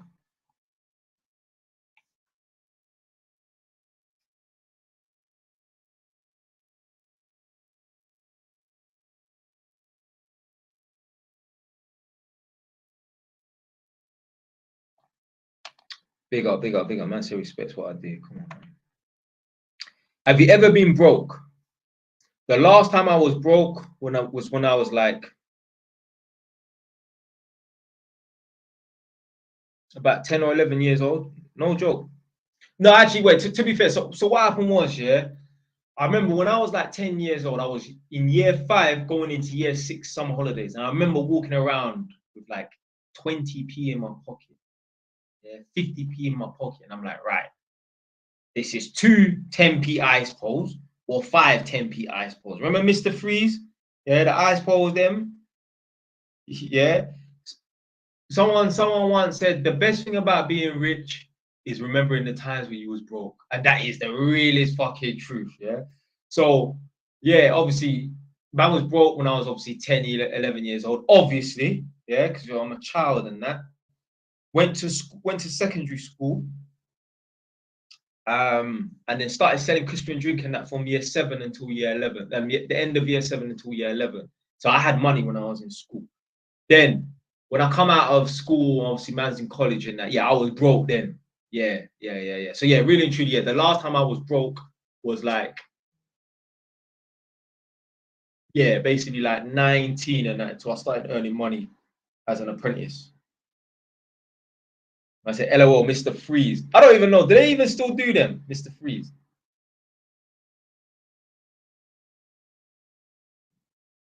Do you know anyone successful that went down the healthcare profession?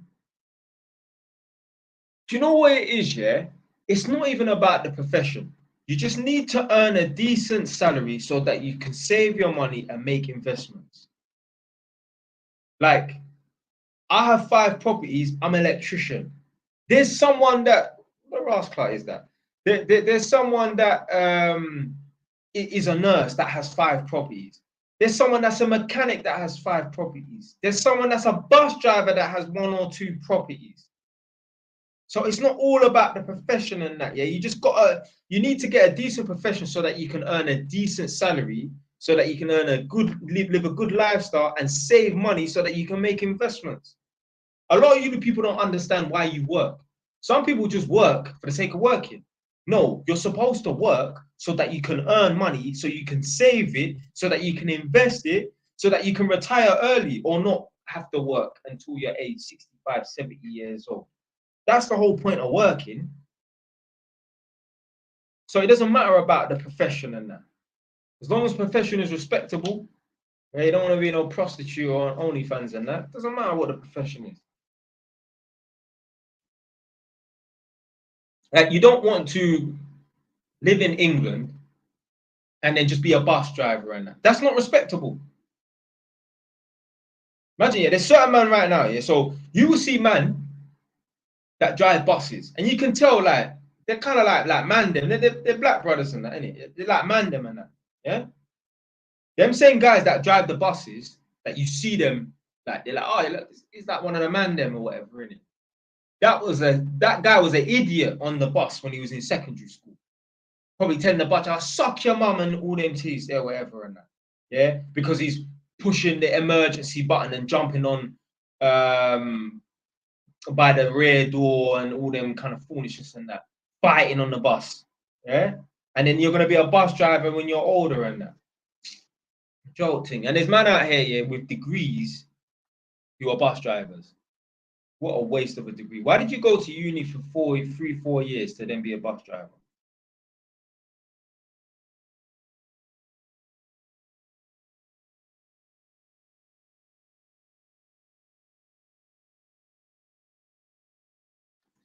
Should you start a business, then purchase a property, or the other way around? You can do both. You can do both. If you start a business, why can't you earn enough money so that you can save £1,000 a month?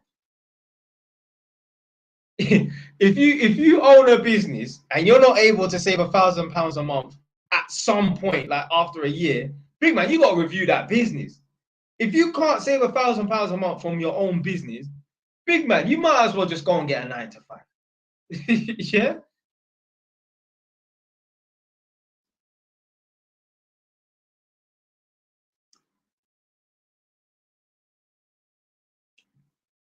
Man said, what to do when coming out of prison? Keep your head down and stop associating with the people that you're associating with, and obviously stop doing the things you was doing that led you to prison. The reason why you probably went to prison and that, if you was actively doing crime or committing crimes and that, it's because you have no skill, no trade, no education. So you need to get yourself a skill, you need to get yourself an education, you need to get yourself a trade so you don't have to go down the life of crime.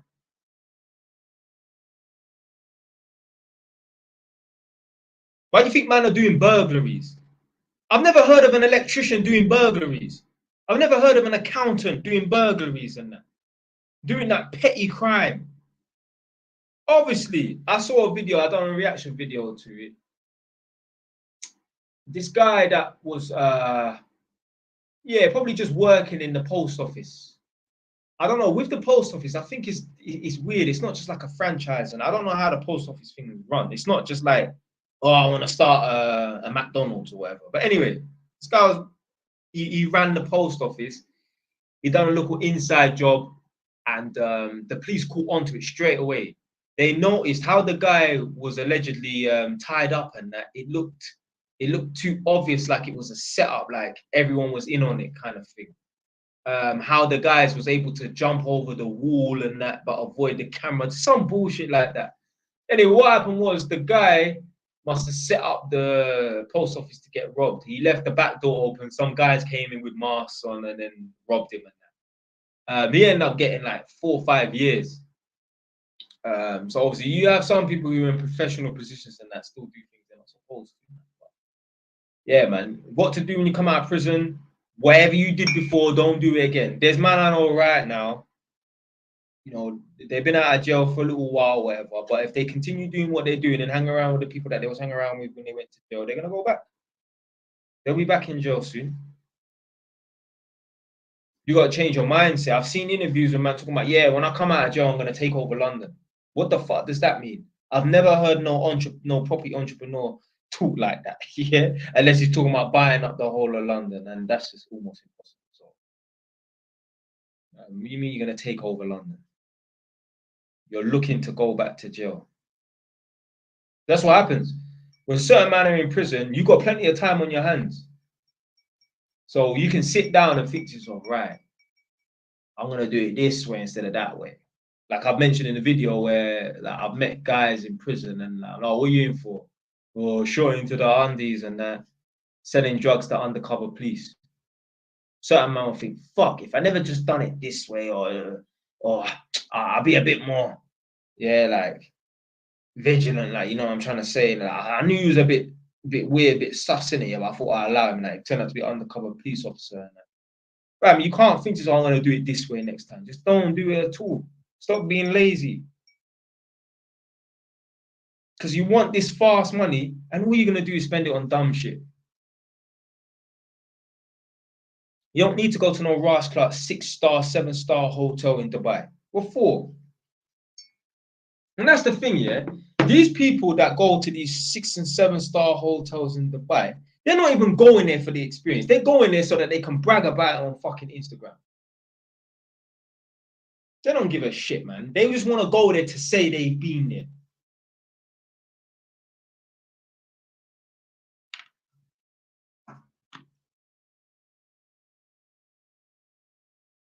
Right, J Rise, what side hustles would you recommend with, let's say, 5 to 7? I mean, you can buy and sell cars or buy and sell stuff, wherever you can think. But yeah, you can buy and sell cars. You can buy a car for 2 grand, 3 grand and sell it. Do you have someone on the ground in Egypt? No. Obviously, like I know I've got a guy's number, but he was just chasing me for some money. You have to pay like £300 maintenance fees. So I've got his number, but I don't know anyone that I don't know anyone like that in Egypt. No.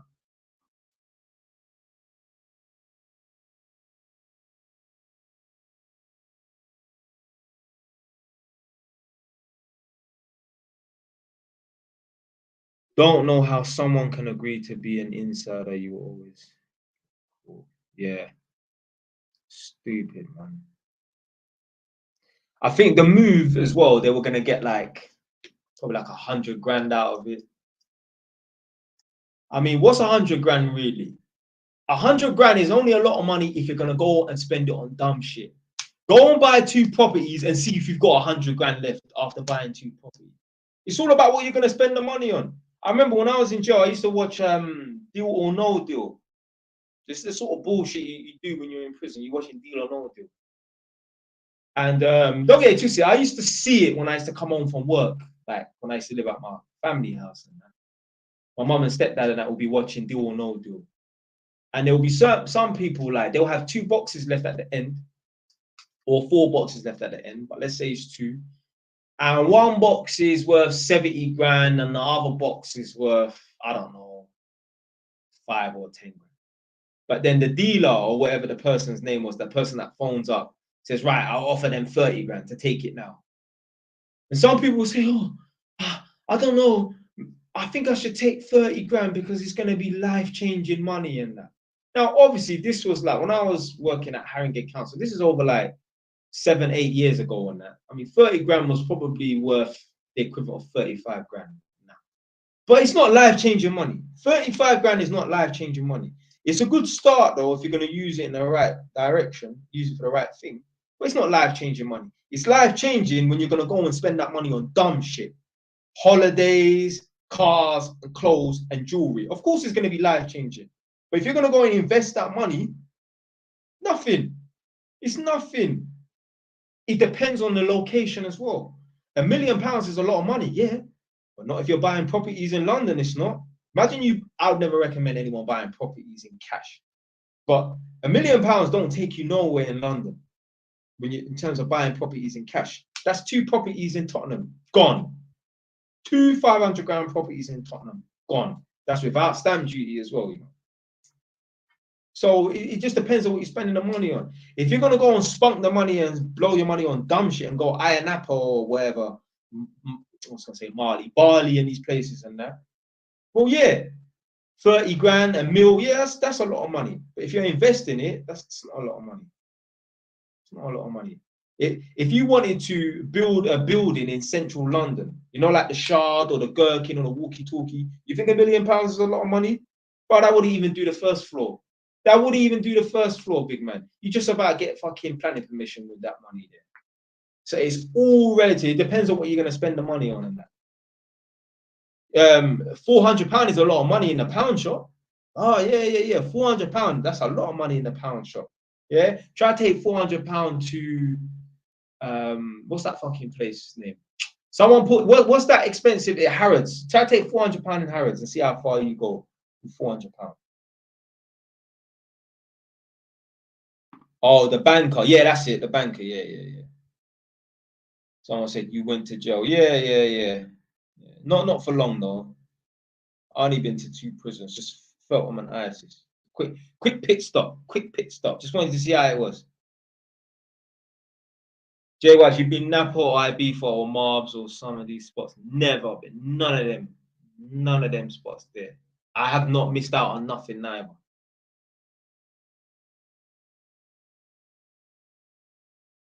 How much do you have in property? What do you mean? I mean, I've got 5 properties.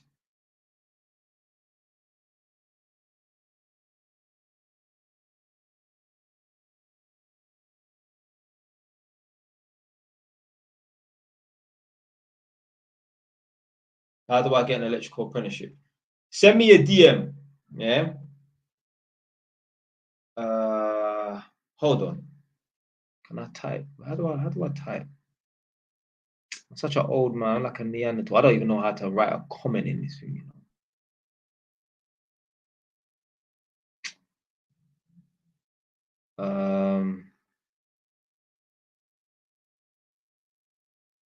Okay, man. Send me an email there. Yeah, email me, jystv@outlook.com. I'll send you some information. I'll send you a video and then I'll send you links for agencies. Interest only or repayment. So I got 1 repayment and the rest are interest only.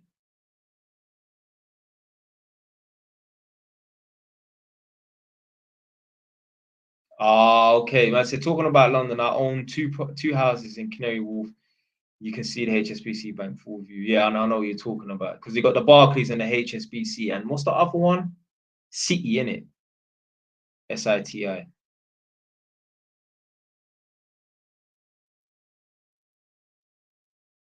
Oh, of course, man said bad degeneracy at these spots like Marbs and it. Yeah, you damn right. You got a lot of people from up north and these places and that they just get plastered and just act like damn fools.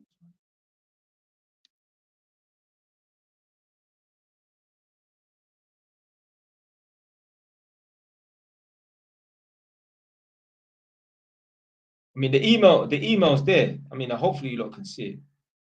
It's jystv@outlook.com. Do you have property in council houses? No, I've got. Well, my house is technically on an ex-council estate. My house is like half council, half owned. But once upon a time, this was a straight council estate.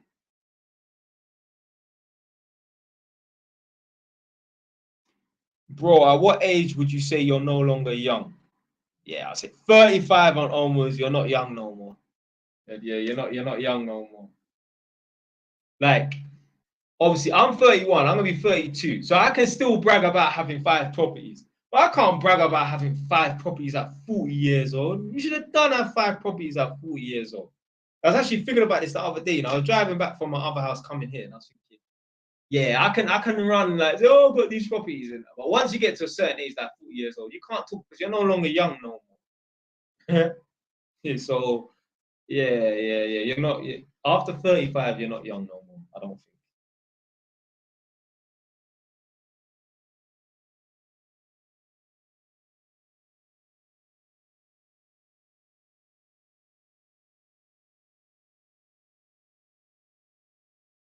Is having 17 friends after the age of 18. Wow. There's no way you have 17 proper true friends. No way.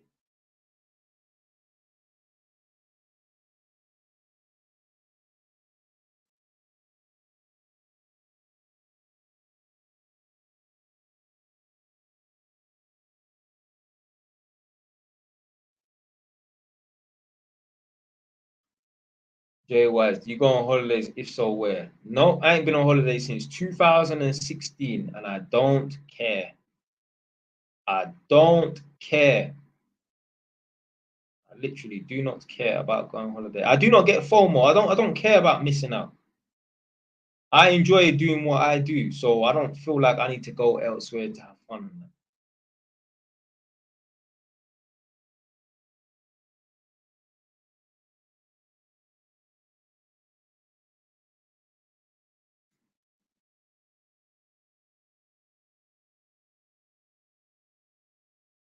Okay, yeah. So someone said, do you have properties in ex-council houses? Yeah.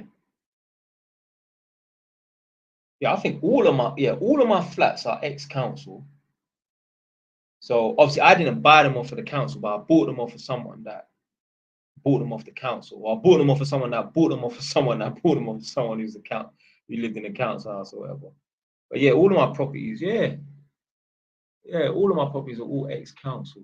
This is an ex-council property, but this property here has changed hands like 6 times since it was built. Because my neighbors lived next door since the 70s. Like she was the first person to ever live in that property when it was council, and then she bought it.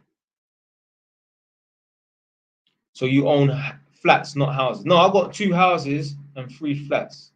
All 3 flats are ex-council. Obviously, I bought them off of people who had bought them off of people who bought them off of the council. Obviously, this house here was ex-council, but it's changed hands like 5, 6 times because my neighbor told me. She was like, this house has always been a rental property. She's lived there since 1971. She's like 78, 79 years old. She's a great grandma. Crazy.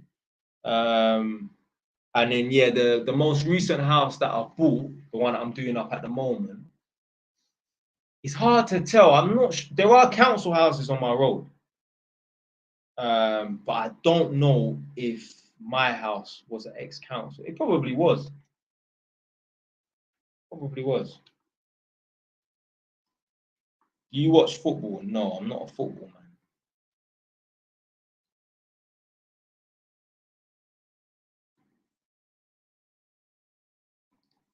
If you want to see some more reaction videos, go on to. Oh, they like them. They dim.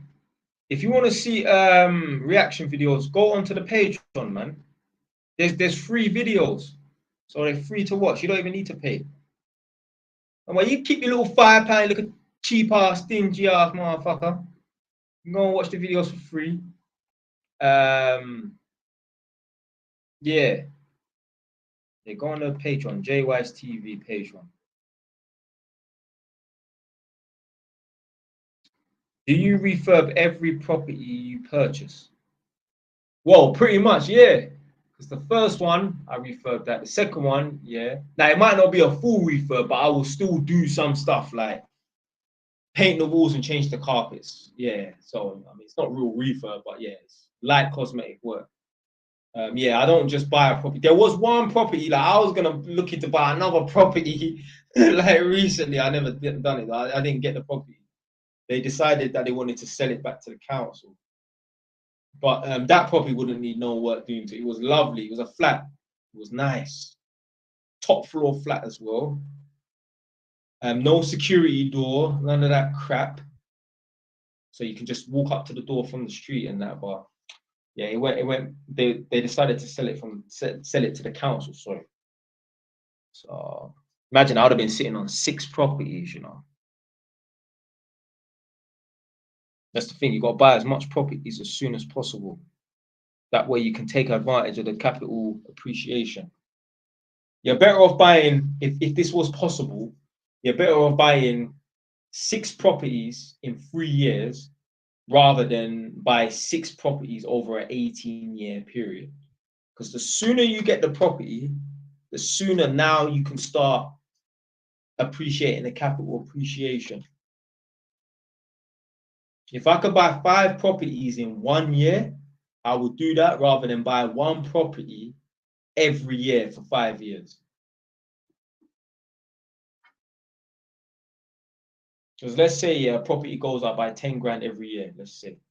If you've got those 5 properties in year 1, well, now you've got 5 more years of them going up by 10 grand each. You've got 5 properties that have gone up by 50 grand in the last 5 years. So that's 250. Whereas if you buy 1 new property every single year for 5 years, so you buy 5 properties, then, okay, you buy 1 property, then that's gone up in value by 10 grand. That will go up in value by 50 grand and that over the 5 years and that. But then the next property that you buy, that's not going to go up in value as fast. It will go up in value, but you've bought it the following year, so you don't get to take advantage of that 10 grand capital appreciation. It's still good though. You're still going to be making money now. You're still going to be, you know, increasing your value of the property and that. But no. So I'm from the ends. Well, you're from Edmonton, yeah. This Jason person, you're saying you're from Edmonton, yeah. Is it worth getting into construction management? Yeah. If you become a project manager for construction, so you're on £500 a day easily, self-employed. Yeah, man.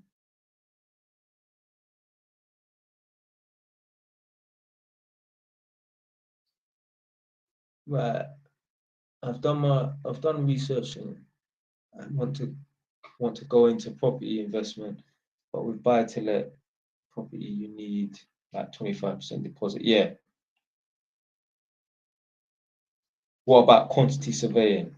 I mean, I don't really know what quantity surveying is, but I mean, I'm sure it pays decent. Any of these sort of like professions and that, you can get 40 grand a year out of these jobs, man. And then try and go self-employed, so you can get 55 or 60.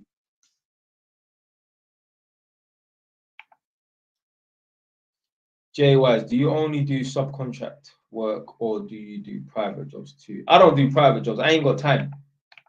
Yeah, I don't do private work. I have not got time. I do social media, I work, and I'm renovating my house. I ain't got time to be doing no private work. A man tried to hit me up. I don't know, it's about a year ago. Yeah, just wondering, like, send me some pictures and that on WhatsApp or video on WhatsApp. Oh yeah, I'm just wondering if you can move the light switch from here to over there. No, I can't move no fucking light switch from here to over there. Do I look like an apprentice, blood? At the time, obviously, I was only sitting on like I think 3 or 4 properties and that. No, I ain't got time to be fucking doing no private jobs. Oh, can you wire in this cooker? No, I can't wire in no fucking cooker.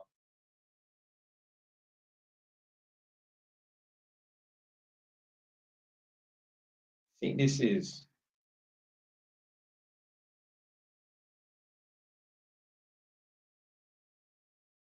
Who's that American in the Eddie vids? Do more hood video vids. What American in the Eddie vids?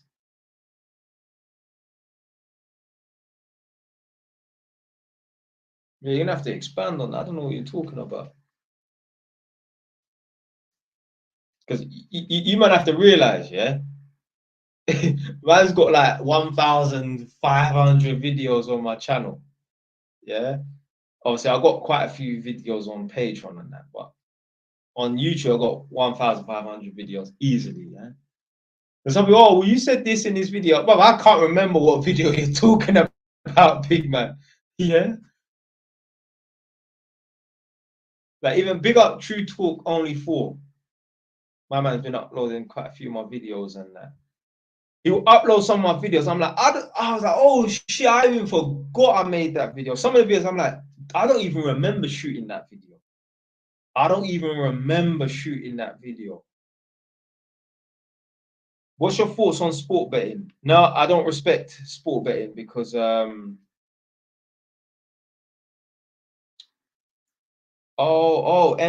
that American Canadian guy. Oh, you're talking about Mo Tops. Yeah, big up man like Mo Tops.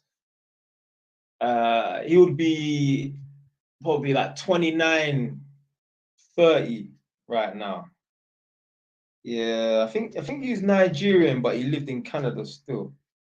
Yeah. You know about Mo Tops, you know. Big up man like Mo Tops. Those are the days, boy. But anyway, I don't. Yeah, I didn't have him in none of my videos or none, so I don't even know where that came from.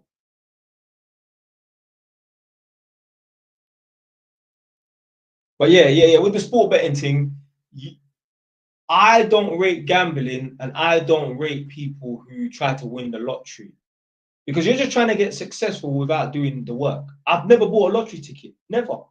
I've never bought a lottery ticket.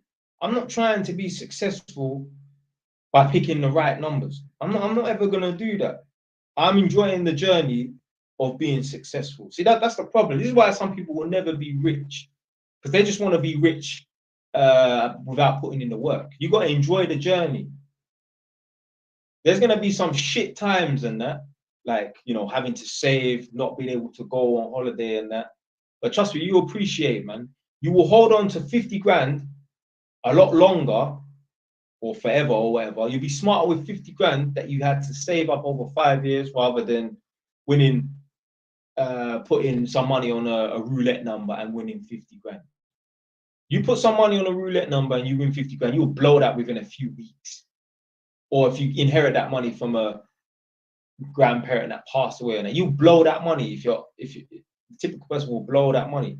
But if you saved up 50 grand and that, you ain't gonna blow that money. Just the sheer fact alone that you saved up that money means, you know, you value it.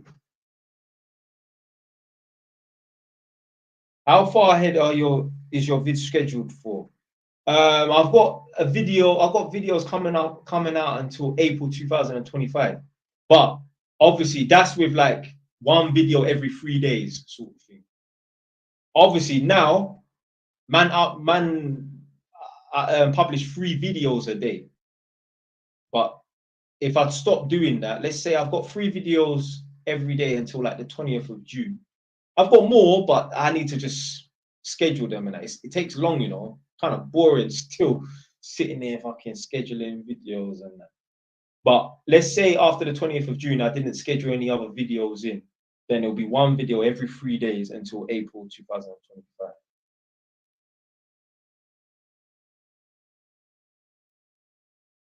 I said I'm hopping off. Yeah, I'm gonna hop off in about 5 minutes as well.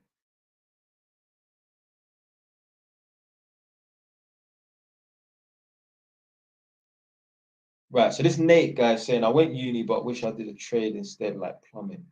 Do you have any advice? What did you do in uni?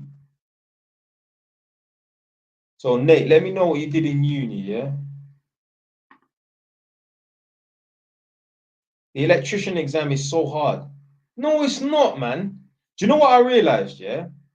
Press 1. Are you, man? Press 1 in the chat. If you've seen that black brother, I think his name is E-Man.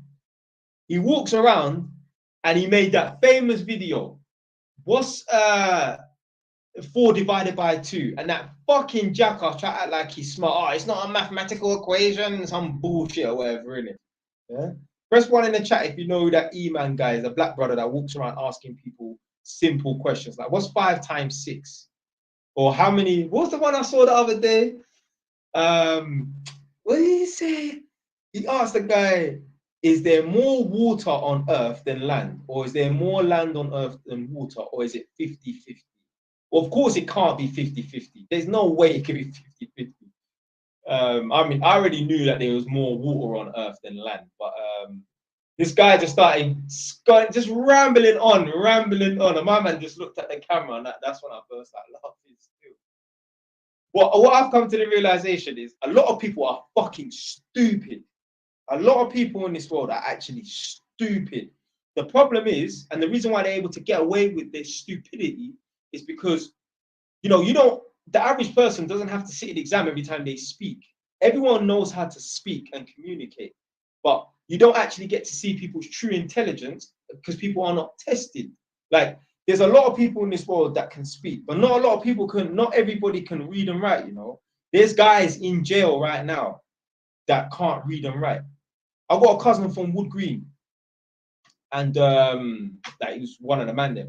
So when he was in jail, he used to get his prison letters sent to his grandma's house. And every now and then I'll go and check his grandma to see if she was all right. So anyway, and she was like, I feel sorry for these boys, in a prison. She's Jamaican. I'm trying to do Jamaican accent. She's like, the boy, them are stupid. They can't even read. They can't even read and write. They can't even spell properly. She says she feels sorry for them and that. There's a lot of men in jail that can't read and write. They know how to speak. A lot of people can learn a language, but not a lot of people can write a language. So there's a lot of stupid people in this world, and they're able to get away with being dumb because they don't have to sit no exams. I promise you, I guarantee you, yeah, if you put a lot of people under exam conditions, they will fucking fail. I guarantee you, yeah, a lot of people, if you was to make them do, I don't know, a year 8 maths exam, a lot of people would fail. A lot of people would fail. A lot of people are stupid. A lot of people are very stupid.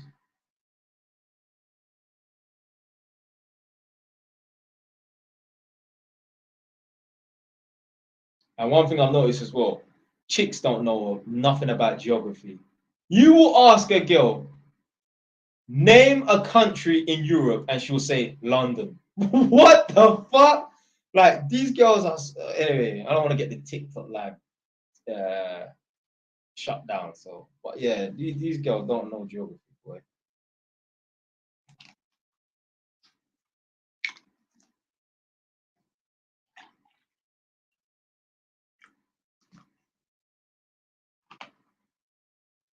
Yeah, but it's not a country though. Say, name a country in Europe. London. London is not a country. To be fair though, London is like a different part of the UK. Like, I can almost see London as being like its own country within a country because it's just different. London's different compared to the rest of England. But London is not a country in Europe. It is a city in Europe. I remember I was watching one, some kind of like documentary thing on Netflix. And it was about, there's quite like a famous market in Hoxton. I never even heard about it, but like apparently Hoxton used to have like kind of like a thriving market back in the day. So Hoxton's N1. Hoxton is near Shoreditch, basically. Like you can walk from Shoreditch to Hoxton. And the English locals, there's still some local English people that live there, and they were talking about, how the area's gone downhill, and we know what that means. When English people say that the area's gone downhill, that means that foreigners come over. When I speak to these people up here in Northampton and that, I'm like, oh, what do you think of Northampton? Oh, it's a shithole. It's a shithole. Like, why? It's just gone downhill. I know what that means. Foreign people have come over. That's what they mean, a shithole. The area could have no more stabbings, no more shootings, nothing. But just as soon as foreign people come over, now it's a shithole. Yeah, that's what they like. So anyway, this is how ignorant some people are. So dumb, so stupid. Some people lack geography. This woman, this English woman, she was like, tell all those Romanians to go back to Africa. Fam, Romania is not in Africa. I could literally say, my girl could be watching right now. I don't know if she's sleeping, yeah? But if she heard me say, tell all the Romanians to go back to Africa, she will remember that exact quote. She will remember that exact program. She probably won't remember I was in Hoxton because she don't know London. But yeah, she was like, the woman in the program was like, tell all the Romanians to go back to Africa. Fucking ridiculous, bro. Africa,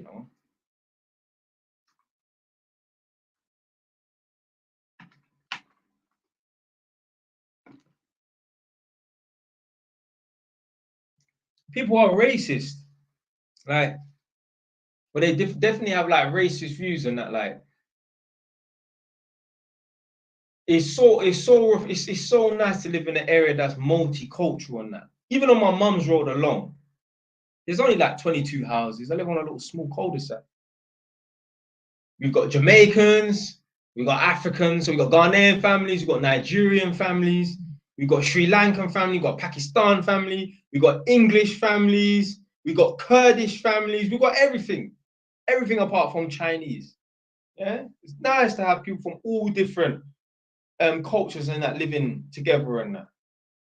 Obviously, the only issue is sometimes you will have culture clashes and that, and it could be something like, you know, certain cultures like to just party all night long and shit like that. That could cause problems. Or certain people, and it's got nothing to do with race and that, certain people, they ban weed. Let me tell you something right now, yeah. If you smoke weed and your neighbors don't smoke weed, they don't like you. I don't give a fuck if they smile up in your face and that. If you smoke weed, especially if you stand outside your house and smoke weed, like front or the back, or you smoke weed out of the window, I promise you, if your neighbors don't smoke weed, they don't like you. They might be cool with you, but they don't like the fact that you smoke weed. They will never say it. I'll fucking say it. Okay? But they won't say it, but I promise you, they don't like the fact that you smoke weed. Because you people that don't smoke weed, that have neighbors that do smoke weed, do you like it? No. So therefore, the people them that do smoke weed, that have neighbors that don't smoke weed, they don't like it. I've been to plenty of people's houses. Their neighbors smoke weed and they don't say nothing. You're a pussy, blood. You're a pussy. I've noticed men don't like violence, you know. Men are not about confrontation. Men are afraid of violence, you know. Even the guys here that walk around like they're tough, they're not about this. I'm not saying it's about being a troublemaker and that, but they don't confront nobody. Like, they're scared of a confrontation. So many guys I've been to their yard and that, and they're like, they got the window closed during summer. And I like, well, pop the window. No. Neighbors, they smoke weed. I don't want the weed smoke coming in my house. Bro, go and say something. You can't force them to stop smoking weed, but bro, at least have the conversation. Scared of a confrontation. What's the fucking point of going to the gym if you ain't gonna use your fucking muscles? Are you a girl? You're just developing this body to look good.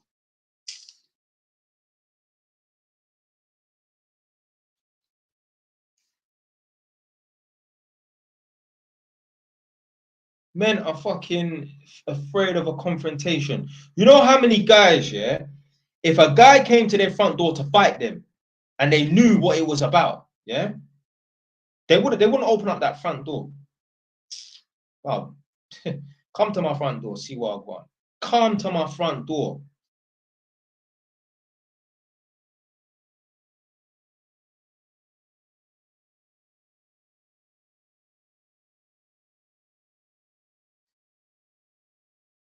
Like, I ain't even trying to make no one feel like a punk. But ask yourself this question, big man watching this right now. Over the last 10 years, how many times have you had a fight? That don't mean going around kicking the shit out of people.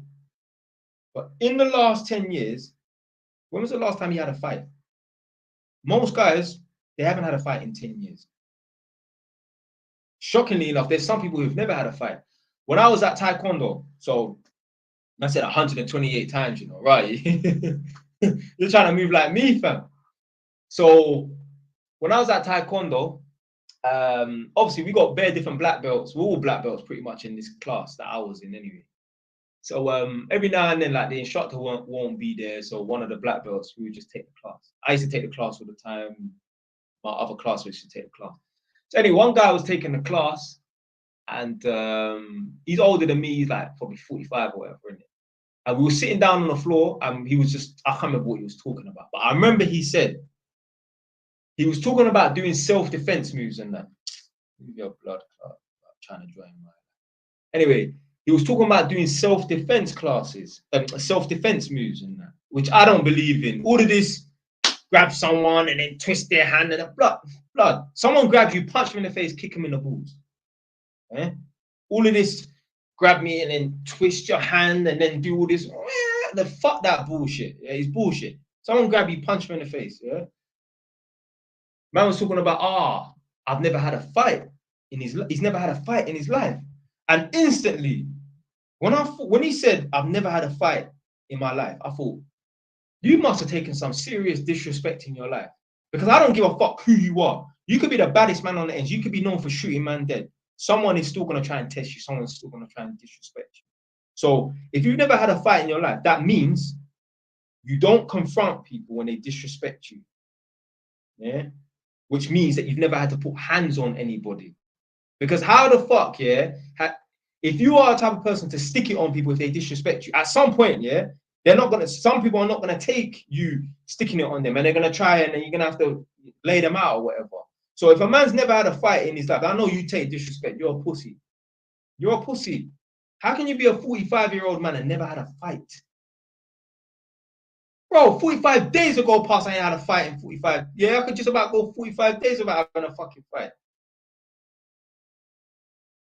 You've never had a fight in your life. You're a pussy. That means you take disrespect. Because I don't care who you are. You could be a bad man. I know man that shoot man, yeah, and they're still in beef with people. So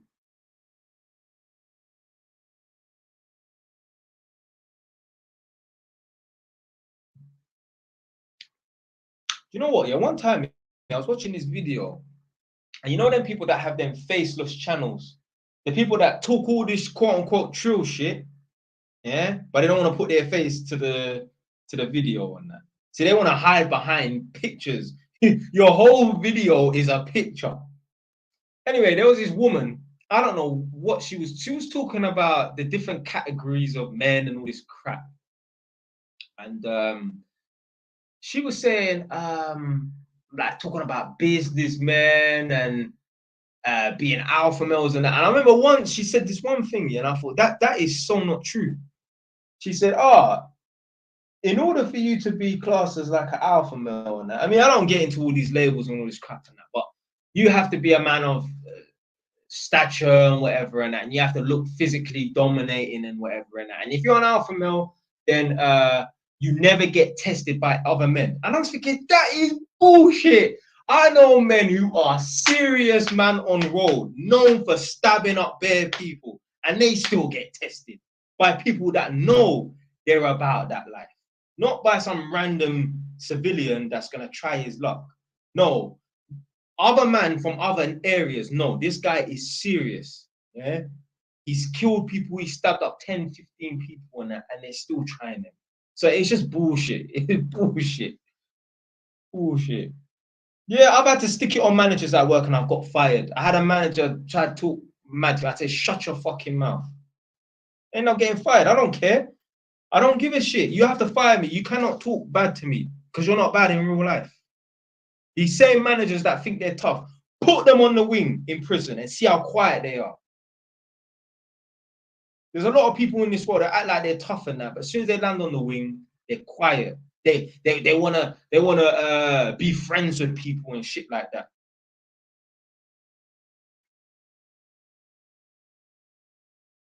One thing I don't rate as well about certain man. So, and I knew a guy that did this as well. I don't know if he was a Christian or whatever beforehand, but he definitely weren't Muslim before he went to jail. Now listen, if you go to prison and you're a spiritual person by default, you believe in some higher power and that, and you know what? You start reading certain things and you decide, you know what, I'm going to revert to Islam and that, yeah? Then cool. But there's certain man, it's not even that, yeah? There's certain man, they go to jail and they land on the wing and they read the environment, they read the energy, and they look around and they think to themselves, right, it's either get down or lay down. So that's why why are you going to subscribe to a religion just to stay safe? Because when I was in ISIS, the Imam tried to come to my door. I'm good, thank you. Yeah, I'm cool. And that's it. I'm not going to join a religion just so I'm safe. Fuck that, man. Fuck that. If you go to prison, God forbid you go to jail, but if you go to jail and you get some enlightenment or whatever and that, and you start reading, because in prison you got a long time. You got time to read the Bible and every holy book and that. Yeah, you got time to read the Quran and that. Yeah, and you resonate with certain things, then you're fine. But certain man, they just, I was gonna say convert. They don't like when there's people say convert. They revert to to Islam and that. No, that's not right. No. You shouldn't be joining no religion because you're scared. You shouldn't be joining no religion because you're scared. You should be joining a religion because that's what you believe, you know, is right for you. Like I'm seeing podcasts, man, talking about he joined a religion because he wanted to eat a kebab or something. So what? He couldn't get none of that kebab meat or whatever, so he had to join a religion. He had to join Islam and that, so he could eat some kebab meat. But is that what we're doing now?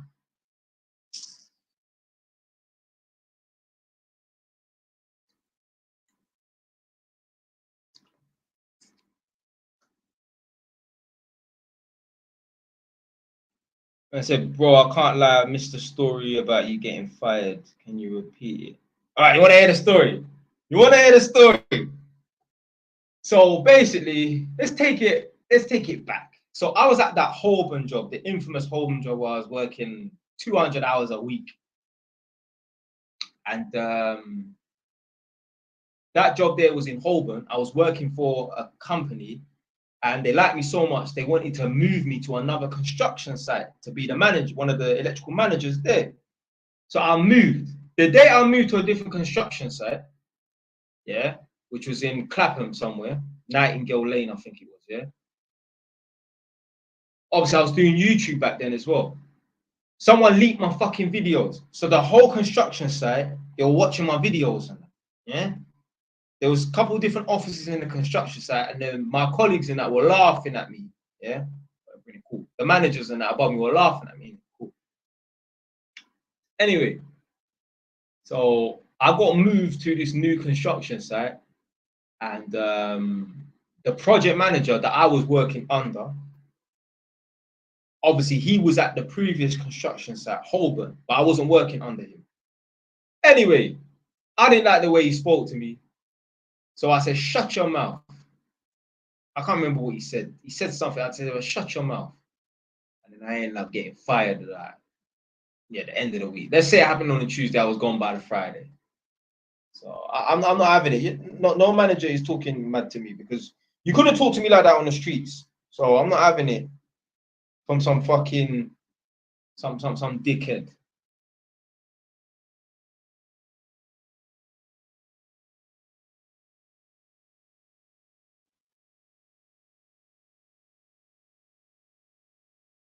Yeah, I'm not having it. I'm not having it. I'm not having no one talk to me like I'm a fucking idiot.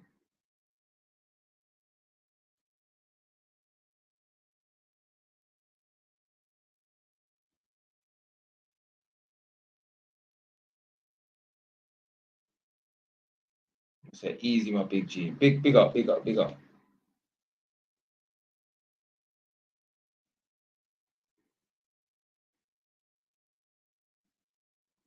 So I like your content, bro. Come on, man. Done now. Right, I'm coming off in 5 minutes. I know I said that about 20 minutes ago. I'm coming off in 5 minutes.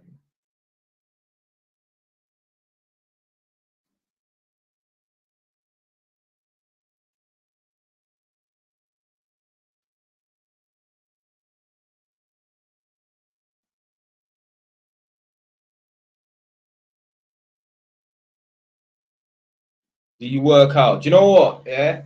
Since I started renovating this property, I've even gone running. I'm not using one bit of energy.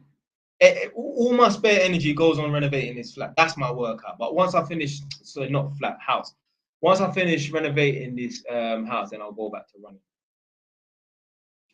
Yo, Jay, buying property in own name or limited company. You could do either, you know. Limited company is probably a little bit better because obviously there's better tax benefits than that. One thing I was watching one time, a few years ago, on that, a year and a half ago, and the guy was talking about the benefits of having a property in a limited company and the benefits of having a property in your own name and that. And one thing he did say, and I was like, yeah, he's fucking right, you know. A lot of people will have a property in their personal name. They would rather have a property in their personal name when they can put the property in a limited company simply for ego. And I was thinking, he's right, you know. He's right. There's some people, they don't want their property in a limited company because then they don't feel like they they truly own it or it's not under their name. They just want the property in their own name just for the sake of having a property in their own name, so it makes them feel good. And like, I was even watching an Andrew Tate podcast and that, and he said a lot of people like to start businesses and that, and have all these signs and websites and that, and company logo and that to feel good, but they're not making no money. And he's right as well. There's a lot of people, any idiot can register a limited company. There's a lot of people that just want to register a limited company and that, and then have some stupid little business that don't make no money just to make themselves feel good.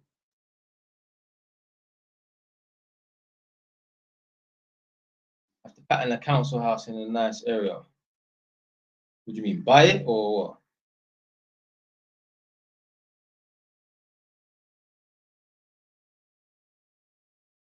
Do you time yourself when you run? Nah. Do you know what? When I was, because obviously before I was going running every other day. I was going running every other day.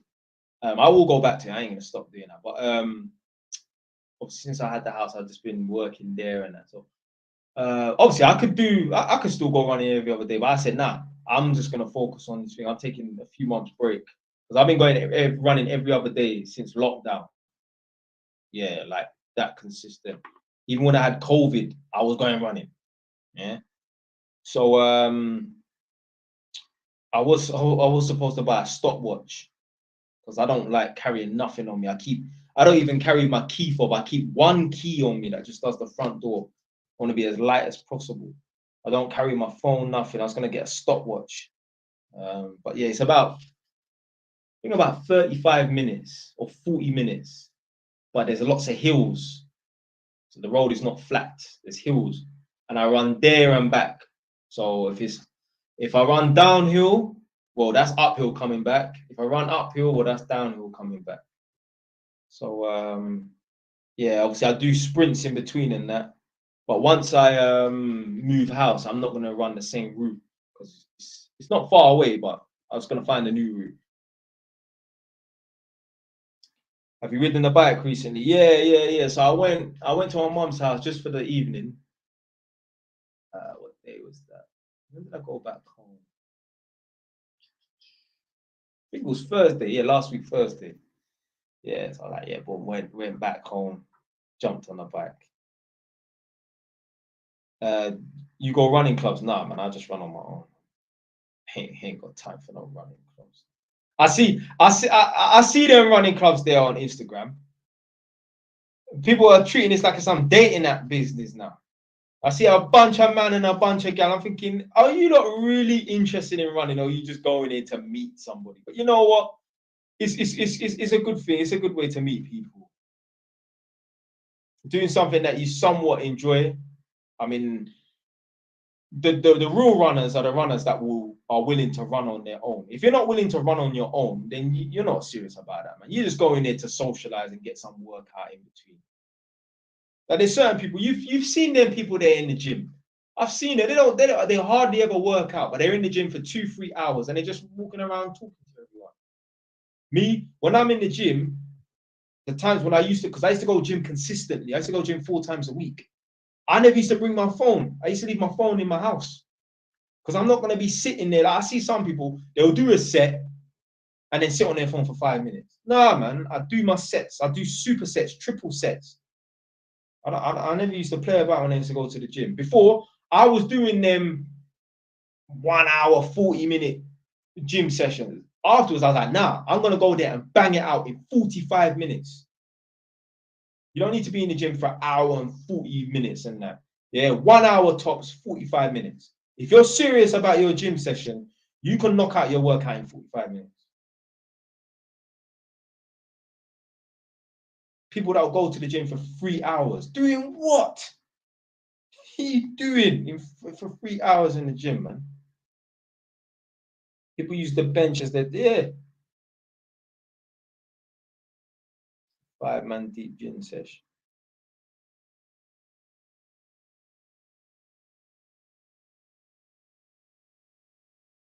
Yeah, people they link up 5 of their friends and they go to the gym. Like, just go to the gym on your own, man. Obviously, every now and then you want to go with a friend and whatever and that. But even that, you shouldn't need to go with your friend to work out. You're a grown ass man. Yeah.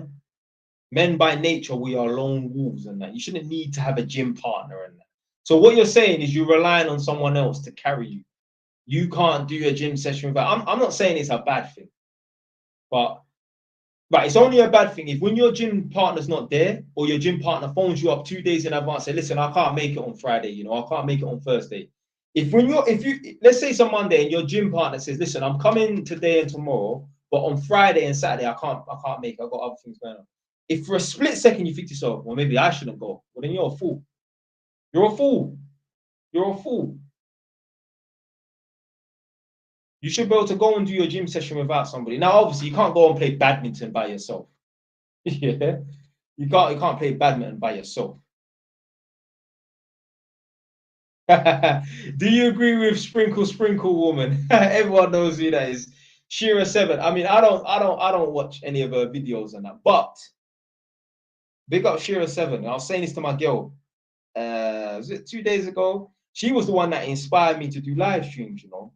Because I remember, like, I saw a couple of her videos one time. I went onto her page. This was like 3 years ago during lockdown when I first started live streaming. And before I started live streaming, I went onto her page, and I saw like she was live streaming for like 7 hours. Like I saw some videos 4 hours, and I saw some videos 7 hours. And I'm like, who the fuck can live stream for 7 hours? Nah, it's possible. It's possible. On TikTok, I could live stream for 7 hours easily. On YouTube, my longest live stream session was like 5 hours long during lockdown because I wasn't working. So I used to sit in the kitchen and live stream 3 hours minimum, averagely 4 hours, and the tops was 5 hours. That was my longest ever live stream. So big up Shira7. She inspired me to do them long live streams. But obviously, Shira7 is like the female version of AMS. Yeah?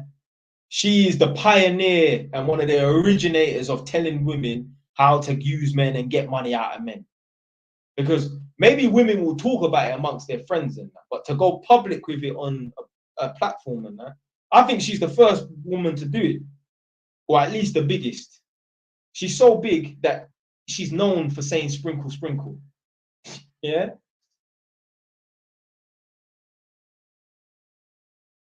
How can 2 words that she says be famous now? It's like, I don't know, a man wearing like a cowboy hat doing the moonwalk. You know, that's Michael Jackson. I mean, even that, the moonwalk.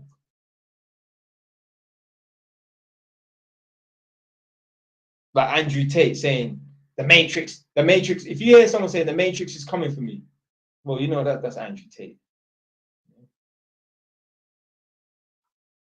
You lot that watch me often than that, if you heard someone if you're sitting on a bus, yeah, so you're in a public place, yeah, you're sitting on a bus, and you heard someone talk to their friend on the phone, you say, fuck a Mercedes, man, go and buy a property. You will think of me. You will think of me. If someone says, fuck Mercedes, buy a property, you will think of me.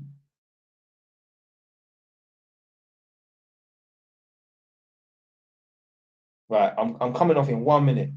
But yeah, so I don't listen to I don't listen to Shira7, but I know what she's about. I've seen some of her videos in the past. I know what she's about.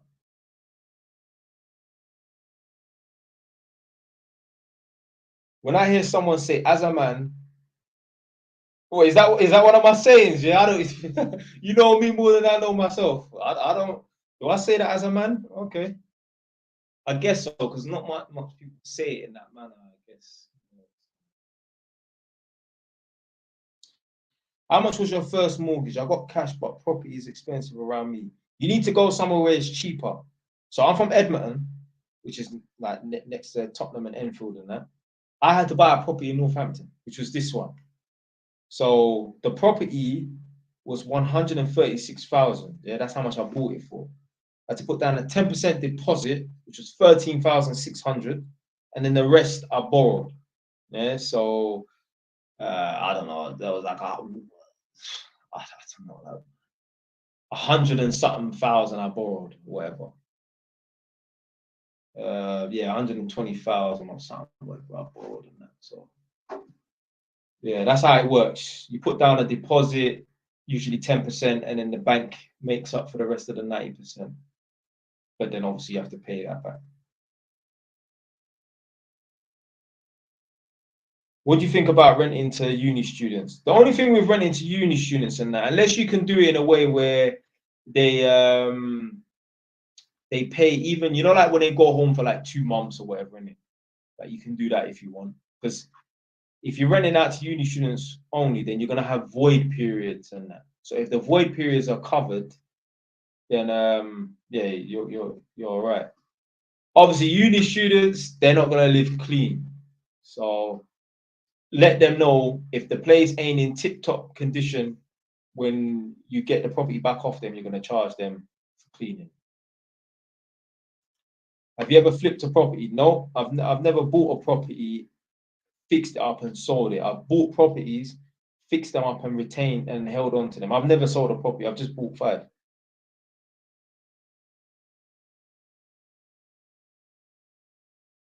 Would you buy a buy-to-let as a first property if you could live at home? Yeah, why not?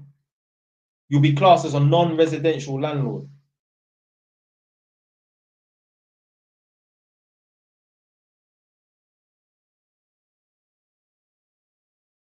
I got my plumbing qualification. You got any job for me? Nah. Although at the moment I'm in the process of ripping out a bathtub actually. So I'm doing up my bathroom at my house. But yeah, what's this lady's name? Ren. Right. I might have to start saying that some more, or consciously, because I don't even say it consciously, subconsciously. Right? As a man. No, what's my favorite one? Mi-Bak-Agen. You lot should know me as that. Yeah, that's me. Right, coming off in 1 minute. I'll be back next week, potentially. Depends on my schedule. Depends on how much work I get done.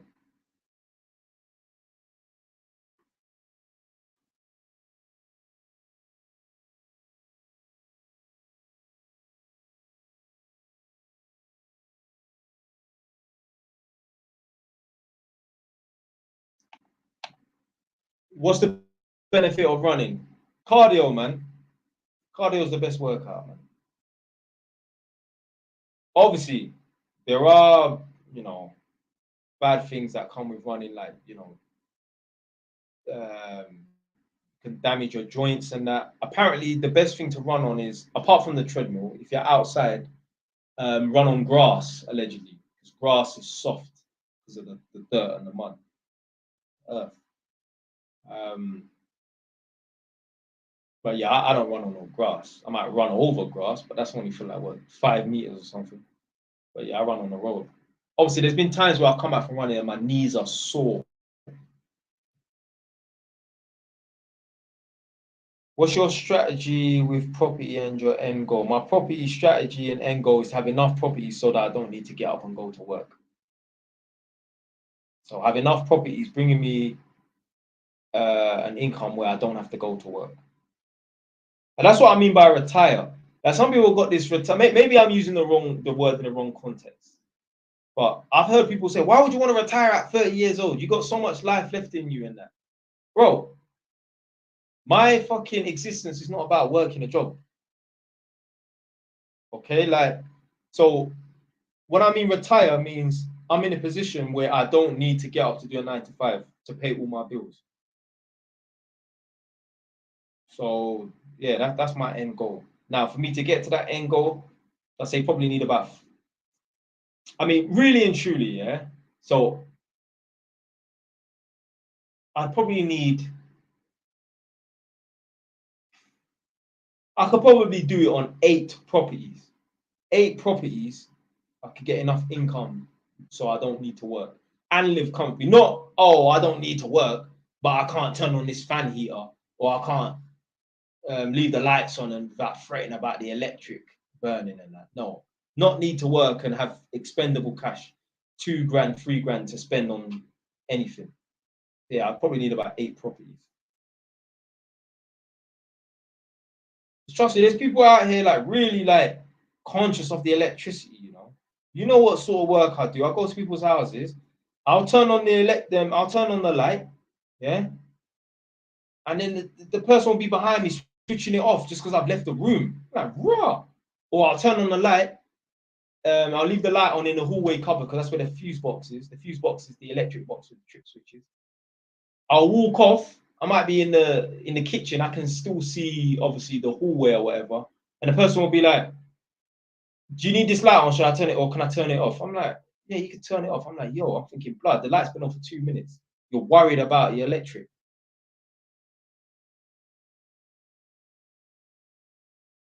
There's times here where obviously I don't wear shoes in my house. Shoes get kicked off outside, not inside, outside. Yeah, that's like when you see my videos, you see comments from people like, "Oh, your house is so clean." Yeah, because I don't wear trainers in my house. There's been times where obviously I'll take my trainers from upstairs, downstairs, put them on, and then as I'm leaving the house, I've noticed, I've locked the door, and the light on upstairs is the light is still on upstairs, and I know I'm leaving. I ain't come back for 2 hours. I don't give a fuck. I can't be bothered to go back upstairs to turn the light off. Some people, bro, they'll be 20 minutes away. They'll turn back in their car to turn off that fucking light. Yeah, man. But man saying cost of living. If cost of living is affecting you, you need to make some changes. You need to start working extra hours. You need to get yourself a better career, man. Will you buy a Mercedes once you have enough money from property? I mean, I could have a Mercedes right now. I could have a Mercedes right now. I could have two. But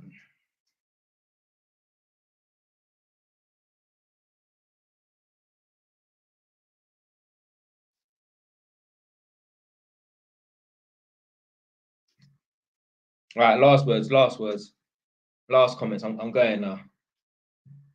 I'm supposed to come off at 11 o'clock. It's fucking 12 o'clock now.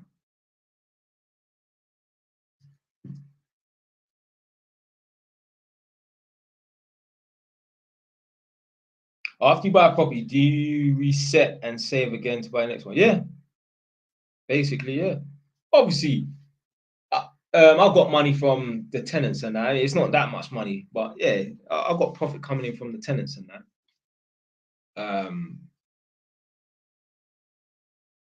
But yeah,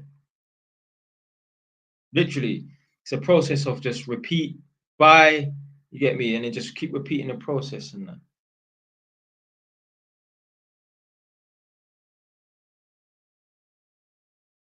I mean, I've never had no tenant not pay rent. Never.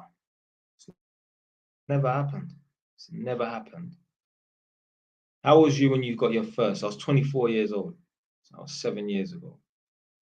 Would you do property flip? Um, yeah, I wouldn't be opposed to it, but it's just this capital gains tax business, man. No, like the idea of having to pay tax on a property that I've had to put blood, sweat, and tears into renovating or finding the money in that.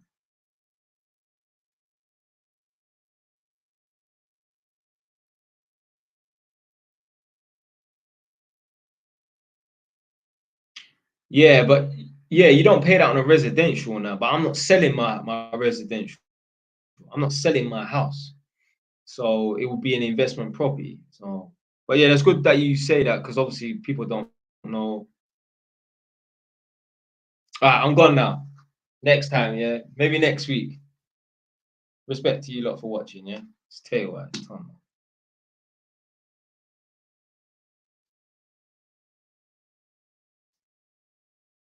Right, you man, I'm out.